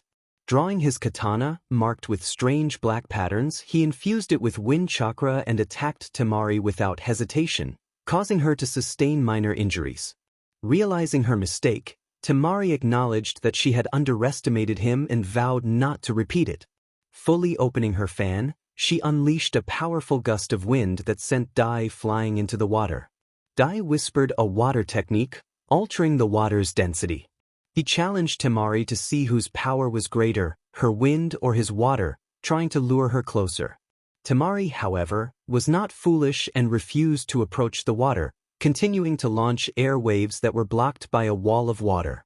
Dai then used a technique to conceal himself within the water, completely hiding his presence. As Temari took a defensive stance, Dai swiftly struck, slicing her fan in half and leaving her disarmed. Feeling the edge of his blade at her neck, Temari sighed and conceded. The judge announced Dai Uzumaki as the winner. Naruto noted that it seemed he had won the wager against Raza. The audience erupted in applause for Uzumaki, who raised his sheathed sword in victory. Everyone was surprised by how he had used sticky water as a shield against his opponent's air attacks, catching her off guard and securing the win. His teammates congratulated him alongside their sensei, marking a significant moment for their village, proving to everyone that Yuzu was not weak and showcasing their strength. Temari, however, looked nervously at the stands, sensing something ominous. The judge called for the Jinchuriki of Suna and the last Uchiha for the penultimate battle of the day. After 5 minutes of waiting, impatience grew among the crowd due to the absence of the dark-haired boy. Just as he was about to declare the Jinchuriki the winner, the Uchiha appeared with his sensei, signaling the start of the match. The Suna boy unleashed sand from his enormous gourd, attacking the emotional Uchiha, who attempted to approach but was met with a powerful blow from the sand. Now enraged, the Uchiha retaliated with a new technique, creating lightning in his hand to strike at his red-haired opponent. The Suna boy shielded himself with sand, but the lightning caused several cuts.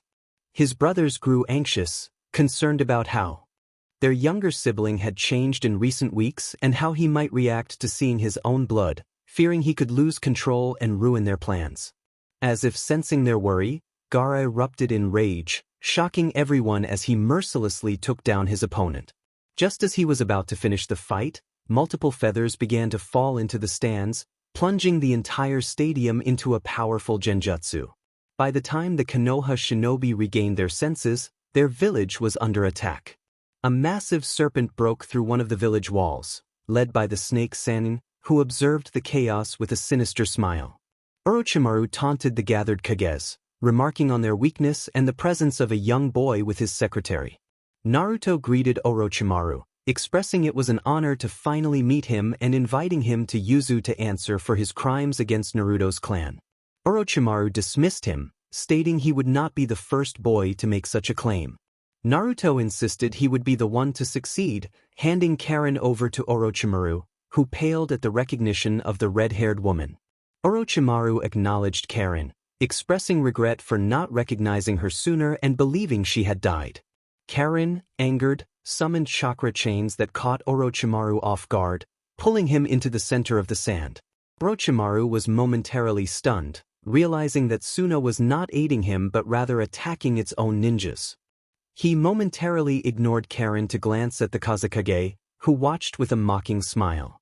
Orochimaru questioned Raza, wondering what the situation meant. The Kazekage merely smiled wider before responding, explaining that he had received a better offer and was doing what was best for his village. He pointed out that Orochimaru had planned to betray him, confirming his suspicions about the serpent's intentions. Orochimaru grunted as he received another blow from the red-haired girl. Nothing was going according to his plans. He had intended to infiltrate as the Kazekage and eliminate his former master along with the fourth Hokage. However, that opportunity had slipped away when Raza refused to meet with him.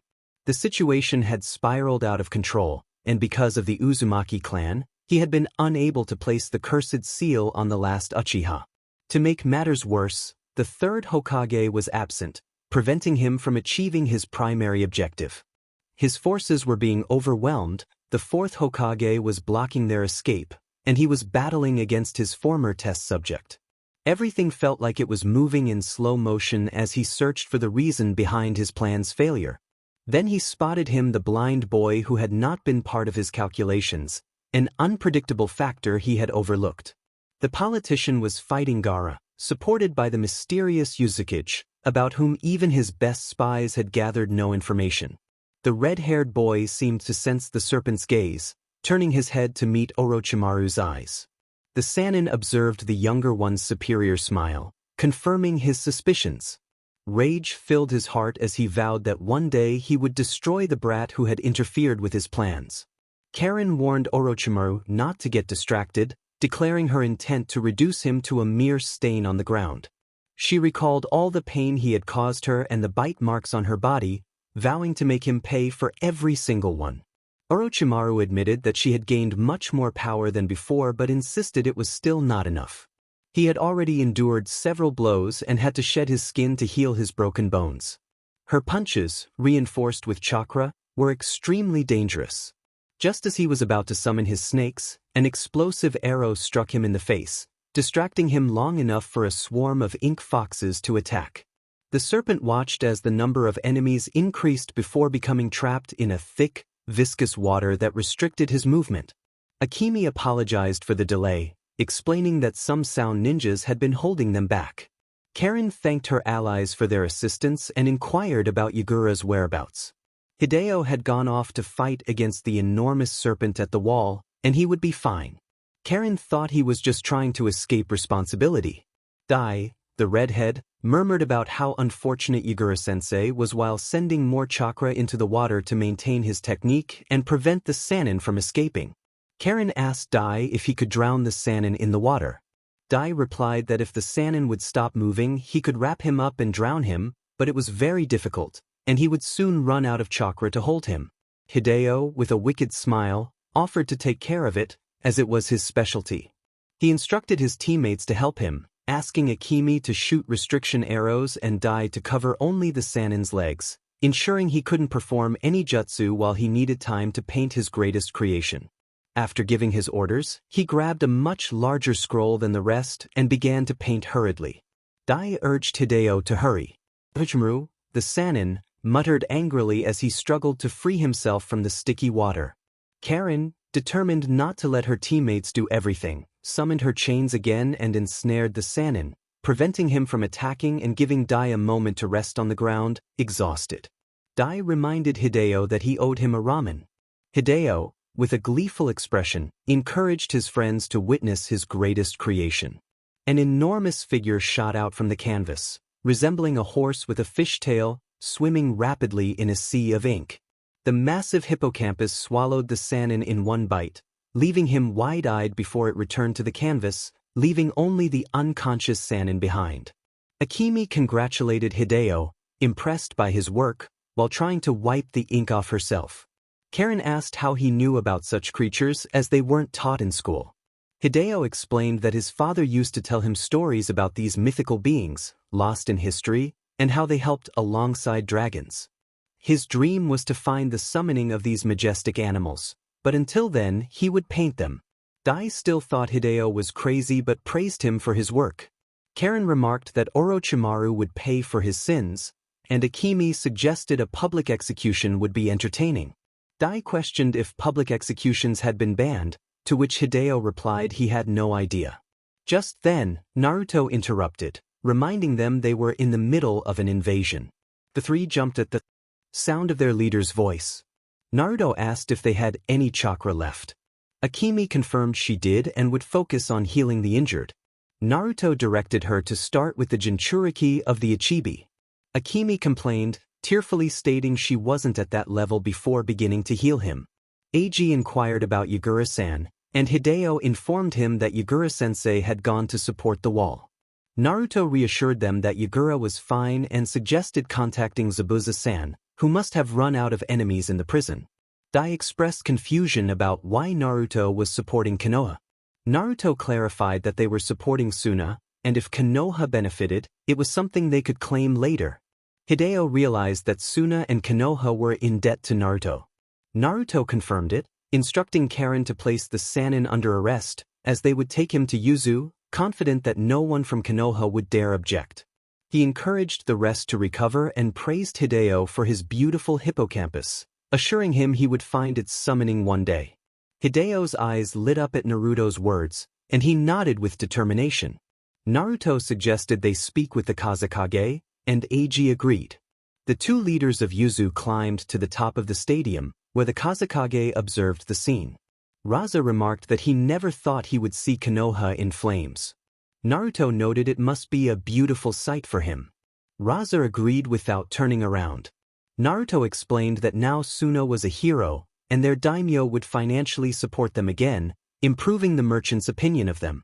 Good times were ahead for Raza's village. Raza admitted he owed Naruto a debt. Naruto added that Konoha owed him a significant favor as well. Raza recalled his uncertainty when Naruto had offered to betray the Sannin. Naruto acknowledged that they hadn't had much trust back then. In a flashback, Yuzu was preparing to leave Suna, having achieved their goals. The monarch awaited the preparations to depart early in the morning when he received a visit from the leader of the village. Naruto inquired about the late-night visit. Raza demanded to know what Naruto had discussed with his son. Naruto pointed out that Raza had previously claimed not to consider him as his son. Raza insisted on an answer. Naruto explained that they had talked about how the village treated him, how Raza treated him, and his attitude problems. Raza warned Naruto not to take his Jinchuriki away easily. Naruto assured him he had no intention of doing so. Raza asked if Naruto would attend the Chunin exams, to which Naruto confirmed he would. Raza warned him not to approach his son. Naruto then asked if Raza planned to attack Konoha, causing Raza to pale. When Raza asked how he knew, Naruto mentioned he had his sources and proposed an alliance. Raza was surprised by the suggestion. Naruto offered to take down the Sannin and help gather resources for Raza's village in exchange for Raza betraying him during the invasion. Raza questioned Naruto's hatred for Orochimaru. Naruto admitted he did, adding that Raza and his village would be seen as heroes, as villains rarely had a good reputation, which was crucial in politics. Raza acknowledged that this was the beginning of an alliance. Returning to the present, Naruto expressed confidence that Raza would not regret their alliance. Raza admitted he was already regretting the bet, praising Naruto's genin. Naruto remarked that Hideo had a great teacher, and it was understandable that his daughter had faltered, but a bet was a bet. Raza agreed, stating he didn't want Naruto as an enemy. Naruto considered that a wise decision. Raza noted that the Sound Village had fallen, which would spark much discussion. Naruto agreed but mentioned he had many things to do, so he took his leave. Raza bid him farewell, and the two Uzumakis left the Kazekage to return to the other members of their village. Yugura expressed his concern for Naruto but was relieved to see everything was fine. Naruto reassured him that the invasion was under control and that it would change many things in the ninja world. Yugura agreed wholeheartedly. The invasion had concluded, leaving great columns of smoke rising over the village, showcasing its new wounds. Konoha had openly declared that it owed a debt to Yuzu and Suna. The alliances between the two villages had strengthened, bringing many benefits to Suna. While their debt to the San was manageable, the real challenge lay with Yuzu. They could not afford any negative publicity, prompting the very daimyo of the Land of Fire to visit Konoha after learning of the troubles that had arisen. The two leaders of the most powerful nation in the elemental continent now found themselves at the mercy of a 17-year-old boy and his potential demands. The daimyo regarded the boy with curiosity and caution. His spies had uncovered little about him. Yuzu appeared open to the world but was truly shrouded in layers of secrets that even their best agents could not penetrate. Meanwhile, the Hokage looked at the boy with embarrassment and guilt. Naruto expressed that he did not have all day, addressing both the daimyo and the Hokage. He had many matters to attend to and suggested they could postpone their discussion if they wished. The daimyo insisted it was better to resolve the issue quickly and inquired what Naruto wanted in exchange for helping his village. Naruto began to outline his thoughts, reminding them that Konoha owed much to his country. He noted that the village would not have been formed without his clan, and he had seen no acknowledgement of that fact, not even in schools. Given this perceived disregard, Yuzu had no reason to restore its former alliances. He got straight to the point, stating that Yuzu wished to reclaim any Uzumaki legacy in Konoha, which included the barrier protecting the village and any jutsu originating from the Uzumaki, including sealing techniques. Minato interjected, expressing concern that removing the barrier would leave Konoha defenseless. Naruto challenged them to be original and create their own barrier, pointing out that nearly 4 generations had passed without them doing anything independently. As a leader, he found that shameful. Minato attempted to explain that they had never considered such a thing. Naruto argued that claiming what rightfully belonged to them was a reasonable stance. The daimyo urged him to ask for something else. Naruto clarified that both he and his country simply wanted what was theirs. Yuzu would not bear the consequences of another village's leaders. Incompetence. The daimyo warned him to be careful with his words, suggesting that he did not want to start a war. Naruto assured him that he did not desire such a conflict but would not retract his honest, albeit harsh, statements. The daimyo defended his ninjas, asserting that Konoha was the strongest village in the elemental continent. Naruto acknowledged that it might appear strong on the surface but insisted that the village was rotten and doomed to self-destruction, attributing this to the council and its incompetent current leader. He remarked that if such a situation occurred in Yuzu, blood would flow through their streets before reaching such a state. A leader must be respected, admired, and feared equally, and he feared that the Hokage lacked these fundamental qualities. The daimyo insisted that the people admired, respected, and feared Minato, urging Naruto not to lie. Naruto countered that while Minato might be feared outside the village gates, no one in a position of importance respected or feared him. The daimyo questioned how Naruto knew this. Naruto revealed that just as the daimyo had sent spies to his country, he had sent his own to Konoha. The daimyo of the Land of Fire made a face of surprise and concealed anger behind his fan before casting an accusatory glance at the Hokage, as if blaming him for not noticing the spies in his village. Minato lowered his head further, feeling like a child while his parents discussed his future punishment. Naruto concluded that they were not asking for anything more. They did not desire war or conflict with other countries or villages, as Yuzu was a peaceful nation. A new alliance was being proposed with the intention of adding Yuzu to the history of Konoha, as should have been done long ago. They would return the jutsus created by the Yuzu clan, but the barrier would remain in place. Konoha had many commercial allies and could help their country grow, the daimyo stated. Naruto responded, explaining that the barrier was a legacy from Mito, granted to the village through her marriage to Hashirama Senju. He believed it was a mistake his ancestor would have avoided if given the chance. Konoha had only brought misfortune to his people, especially under the third Hokage's leadership, and he had no desire for an alliance. The daimyo inquired about what had happened, and Naruto suggested he ask for himself. The tension in the comfortable room increased, and Minato furrowed his brow. The third Hokage was a good man and leader who would never harm an ally like Yuzu. A wave of questions flooded his mind, accompanied by an uncomfortable silence. The daimyo, feeling the tension, assured Minato he would do just that. Naruto then stated his conditions, giving them 3 days to decide. He requested that once they had made a decision, a messenger be sent to their village, as he had many matters to attend to.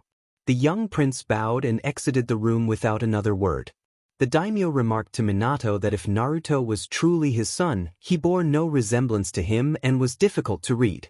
He could not decipher any emotions from the boy, and he urged Minato to mend their relationship, as Yuzu was powerful and he did not want to see their warships on his borders. Minato was taken aback by the mention of warships. The daimyo explained that one of his spies had seen the wounded from Kiri being transported to Yuzu on large ships, which were well crafted. Minato asked if they were armored, and the daimyo confirmed they were, with metal that blocked chakra. While they were vulnerable inside, they were impenetrable from the outside, warning Minato to be cautious with his words and actions. The daimyo left the room, feeling fatigued from the lengthy conversation, while Minato remained seated, lost in thought. Eventually, he stood and rushed to the office of his predecessor. He hesitated at the door, contemplating what to say. The third Hokage had been significant in his life, and he was about to accuse him of something serious. Shaking his head to dispel his doubts, he burst through the door, startling the elderly man who was seated at a desk cluttered with papers. Hiruzen acknowledged Minato's presence, questioning his abrupt entrance. Minato insisted he needed to ask something important. Hiruzen agreed to hear him out. Minato pressed on about Yuzu, questioning why his son believed Hiruzen had harmed their village and country. Hiruzen's body tensed at the mention of Yuzu, a reaction Minato noticed. Hiruzen denied any wrongdoing toward Yuzu, but Minato insisted he was lying, stating that if that were true, his son would not think otherwise. Hiruzen countered that Minato did not truly know his son. Minato admitted he might not know everything about him, but he wanted to understand his child better. He was aware that Naruto had not lied about Hiruzen during their meeting, so he demanded honesty from the third Hokage. Hiruzen sighed wearily before turning away from Minato, gazing out at the village being slowly rebuilt. He began to explain that when Yuzu was attacked during the Second Shinobi War, Konoha should have intervened but did nothing. He admitted to abandoning Yuzu to its fate, sending a squad only a week after the attack when everything was already destroyed. The villages that attacked Yuzu did so preemptively due to their mutual alliance, and there were no survivors left. However, they had Kushina, who could have restored the Uzumaki clan in Konoha, making it stronger. Hiruzen expressed his regret for his actions, hoping Minato would understand that he did it for the future of their village. Minato was in shock, recalling words his wife had spoken that he had not fully listened to after their first important mission with their son. He realized that Kushina's refusal to see the third Hokage and her barring him from their home made sense now. His son's accusations were justified, and the animosity toward Konoha from Yuzu was understandable. Minato struggled to comprehend Hiruzen's actions, expressing his disbelief at how he had betrayed Yuzu and waited until everyone was dead to act. He declared that such behavior was contrary to the will of fire. Hiruzen insisted that Minato was too young to grasp the reasons behind his decisions. Minato retorted that he understood perfectly, it was about power. Hiruzen demanded silence, asserting that he had done what was best for the village. Minato, angered, called him a traitor and stormed out of the office, determined to find his son. He found Menma and instructed him to go to Yuzu in 3 days to inform them that they accepted all their conditions as a gesture of forgiveness and gratitude. Menma simply nodded, confused by his father's anger and words. Minato reflected on his shortcomings as a leader and vowed to improve from that moment on. Hours after the meeting, any trace of a Yuzu ninja in the village vanished. The 2 leaders and their genin departed without saying goodbye, unnoticed by most, except for one genin who inadvertently declared his love loudly while running around the village with his teacher. This caused a shiver to run down the spine of a red-haired girl playing cards with her companions, who were waiting for the boat to arrive in Yuzu. Akemi felt as if someone was calling her name loudly. Hideo commented that they had not taken care of the one who had been boastful. Dai suggested they would handle it next time. Akemi hoped there would not be a next time, eager to reach their destination. Hideo noted they still had an hour to go, to which Dai shrugged, questioning why he had won again. Dai laughed as he tossed the cards onto the pile, showcasing his victory. Hideo muttered about luck, while Akemi huffed in response. Karen congratulated Dai and then announced her intention to borrow Akemi for a while, prompting Akemi to agree and say goodbye to the boys. Dai noted that they were short a player, and Hideo rolled his eyes before heading off to find someone else to join the game. The 2 red-haired girls made their way to one of the more secluded cabins on the ship. Akemi asked what they were doing there, and Karen reminded her of the ninja from Sunagakure they had helped, mentioning that his injuries had not fully healed. She suggested that Akemi finish the healing process, believing it would be a good way for her to practice. Akemi nodded hesitantly before entering the cabin, where a red-haired boy lay sleeping soundly while Naruto and Yagura argued on the other side of the room. Akemi called out to them, and Naruto recognized her, asking if she had come to heal Gaara. Akemi confirmed that she had. Yagura encouraged her, and the young Uzumaki began to tend to the sleeping boy's wounds as the 2 adults continued their discussion. Yagura then proposed that Gaara become a part of their team, catching Akemi off guard. Yuzu welcomed its leader after the conflicts of the Chunin exam. The village rejoiced at the misfortunes of Konoha, but their excitement quickly turned to agitation upon hearing rumors about the new member of their best genin team, which had just been promoted.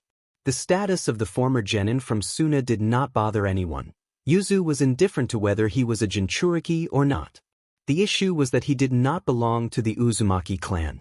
Complaints soon arose during important meetings attended by all the village leaders, from the Uzukage to the entire Uzumaki council.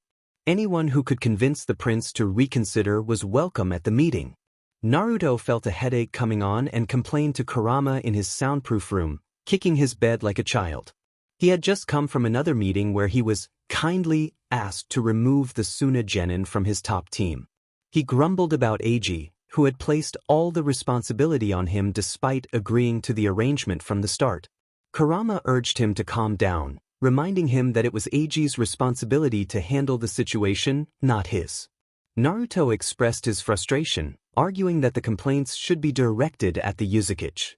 He believed that Yuzu's lack of allies, not power, was the real issue. If the country had interacted with other villages besides Konoha, the massacre would not have happened. They could not isolate themselves. Strong alliances were necessary, and what better way to achieve that than with another Jinchuriki? Kurama pointed out that Naruto needed to defend the container of his foolish brother. Naruto recalled how the leader of the sealing team had offered to extract the Biju from Gaara and seal it in a worthy Uzumaki. He remembered how furious he had been when the same offer was made regarding Yagura.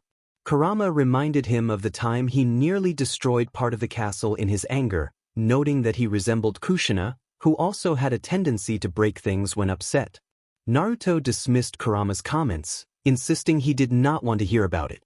Kurama reminded him that Konoha was powerful, and achieving his darker goals would not be easy. He suggested that Naruto should consider forgiving Konoha for the sake of his country, acknowledging that it was not an easy task. Naruto firmly stated that he would not forgive Konoha for its sins against Yuzu. The streets were stained with the blood of their ancestors, a memory that could never be forgotten. Tension filled the room as Kurama challenged Naruto's perspective. He argued that if Naruto could not forget, how could he expect his people to? Naruto fought daily against the racism in his country and the distrust of anyone not bearing the Uzumaki name. Kurama urged him to set an example, suggesting a non-aggression treaty with Konoha. Naruto felt his anger rise as he recounted all he had done for his people since accepting his leadership role. He had trained hard, taught political lessons, endured hatred, and made sacrifices. He believed he had already set a strong example. Kurama observed the young man, recognizing how quickly he had grown and the burdens he carried. He understood that hatred and resentment could lead to conflict, and after their silent victory over Konoha, Yuzu would not be satisfied without demanding blood. Kurama insisted that the real problem was not the Suna Genin but Naruto's own people. He warned that without a change in mindset, Yuzu would fall under the weight of its hatred again. He reminded Naruto that the blood of their ancestors was stained by anger and resentment, and that they would end up like the Uchihas or Kagaya clan if they continued down this path. Kurama urged Naruto to not only be an example for his people but for the entire world. Silence filled the room until Naruto began to laugh hollowly at Kurama's words. As he laughed, he suddenly stopped, his expression shifting to one of seriousness and exhaustion. He recalled a painful memory of revenge against a man who had used them as targets, throwing sharp knives while reciting the names of those they had lost. Kurama acknowledged the memory, and Naruto reflected on the many names of villagers and ninjas who had caused them so much pain. Scars, he whispered as he crouched down, gripping his hair tightly as if trying to extract those memories from his mind. He spoke the name of his deceased daughter softly, asking if Kurama remembered her name. Kurama acknowledged that he did. Naruto continued, recalling the moment he uttered Shuna's name, feeling the pain cease. He remembered the man who had stabbed him in the stomach, leaving him to bleed out. He thought he would die, believed that name would end his suffering, yet they rose again, like a broken doll suddenly brought to life. He recalled the taste of dried blood on his cracked lips and the numbness in his limbs, the cold steel of the knife still beside what should have been a lifeless body. Kurama shared that he remembered as well. Naruto asked if Kurama recalled when his mind had clouded, when he had risen without even realizing he was moving, and when they arrived at that man's house. He questioned Kurama if he remembered what they had done. Kurama confirmed that he did.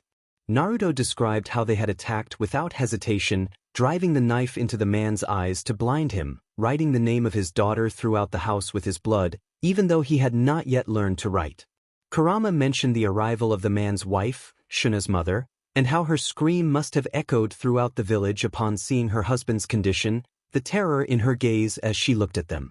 Kurama noted that it was then Naruto awakened his sensory ability, beginning to feel the emotions of others. Naruto recounted how he had thrown the knife where the man's eyes had been, the man's cry of pain, and his futile attempt to escape, as if pleading for help that would not come, how he had called them names. Kurama recalled the words demon and cripple. Naruto reflected that it was the first time he understood those words, grasping the meaning and contempt behind them. He remembered the anger, the desire to take away the one thing he could never possess. Kurama spoke of a vision, eyes that allowed one to see for themselves. Naruto lamented that something the very kami had taken from him for no apparent reason. The term demon did not bother him, but cripple made him want to cry, made him feel weak and fragile, which he clearly was not. He remembered how he had grasped her tear-streaked face and removed one of her eyes, the sensation of the empty socket and the weight of the eyeball on his weapon, the sound of blood dripping from his arm where the woman's nails had dug into his skin. He recalled extracting the other eye despite her struggles, feeling a deep joy at realizing she too had become the very thing he despised most in the world. Kurama noted that from that day forward, Naruto stopped feeling pain. The kicks, the stabs, all the blows or wounds he could receive vanished. They could no longer harm him. Naruto turned to Kurama, seeking a response. Someone who feels joy in taking away the sight of others, leaving them without something as beautiful as vision, someone who dedicates themselves to stealing the gift of Kami-sama. Should such a person be admired? Can they serve as an example? For my entire life, I have tried to leave behind that part of myself, the envious and twisted part that only feels hatred towards others because they received the gift of sight from Kami-sama. I harbor resentment towards Minato and Kushina for abandoning me, for considering me a burden like everyone else. I cannot do what you ask, Kurama. I am incapable. You say my people desire blood, and if that moment comes, I will offer my own to quench their thirst, but I will not make any pact with Konoha. Does that sound selfish to you, Kurama? The fox sighed, admitting that he did not expect such a reaction from the boy. That ancient facet of his being still existed deep within him, the envy that others could see while he could not, the envy that other children could return home to their parents while he could not. The desire for acceptance remained deep within him, something that only time and the support of his loved ones could help. Too many people had taken the boy's stability for granted. Even if he was mostly sane, he was still human and could easily fall from the tightrope if someone did not hold him up. Kurama acknowledged that Naruto asked for people to forget when he himself could not. He understood how Naruto felt. He too was selfish, but he would respect Naruto's decision until he realized that a non-aggression treaty was the best thing he could do for his people. By sacrificing his pride, he could bring much more prosperity to his village than he imagined. Naruto considered this, pondering the weight of Kurama's words. Suddenly, the door to the room swung open, revealing an annoyed redhead. Karen informed Naruto that a messenger from Konoha had arrived with news of their decision. As Naruto approached the door, he paused in the doorway, expressing his desire for people to forgive Kurama, not to forget. He acknowledged that he might still be selfish or even hypocritical, but it was different from asking for forgetfulness. He would strive to set an example before leaving, followed by a confused and curious Karen, wondering about the conversation they had just shared. Kurama snorted at Naruto's words before settling down on a comfortable cushion, feeling exhausted from the conversation, certain that Naruto felt the same way. The throne room was enveloped in complete silence. An uncomfortable boy, recently promoted to Chunin, looked around nervously and fearfully. He was merely following his father's orders. Initially, he was excited to see the land of his brother and ancestors, to begin a relationship with the older brother he admired so much. However, the differences between them felt increasingly vast. His upbringing, tastes, dreams, everything seemed too different at first glance. He glanced at his brother's throne, an imposing red chair adorned with beautiful swirls that resembled a sea of blood. He quickly averted his gaze as he felt the guards intensifying their watchful stares, making him even more anxious. Just as he was about to suggest returning later to escape the psychological pressure from the guards, the grand doors of the hall opened, revealing the young prince and his secretary. Hope sparked in the boy's eyes, only to vanish quickly when he saw the prince ignore him and take his seat on the imposing throne, his brow furrowed, dispelling any cheerful or hopeful thoughts for the blonde. Naruto addressed Menma, stating that he understood the boy was there as a representative of Konoha regarding potential future alliances or the price of their debt too.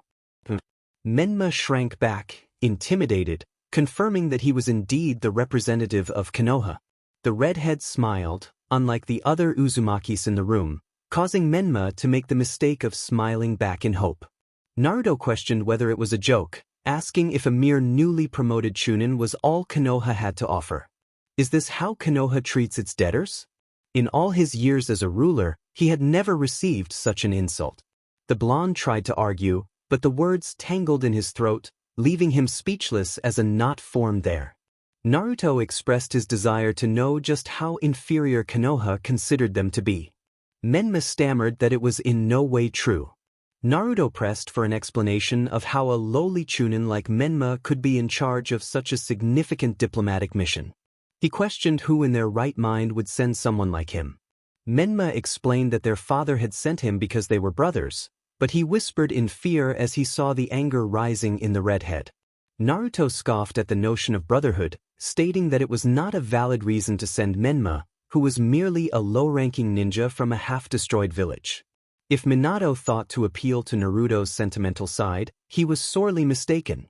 He had none, especially not at that moment.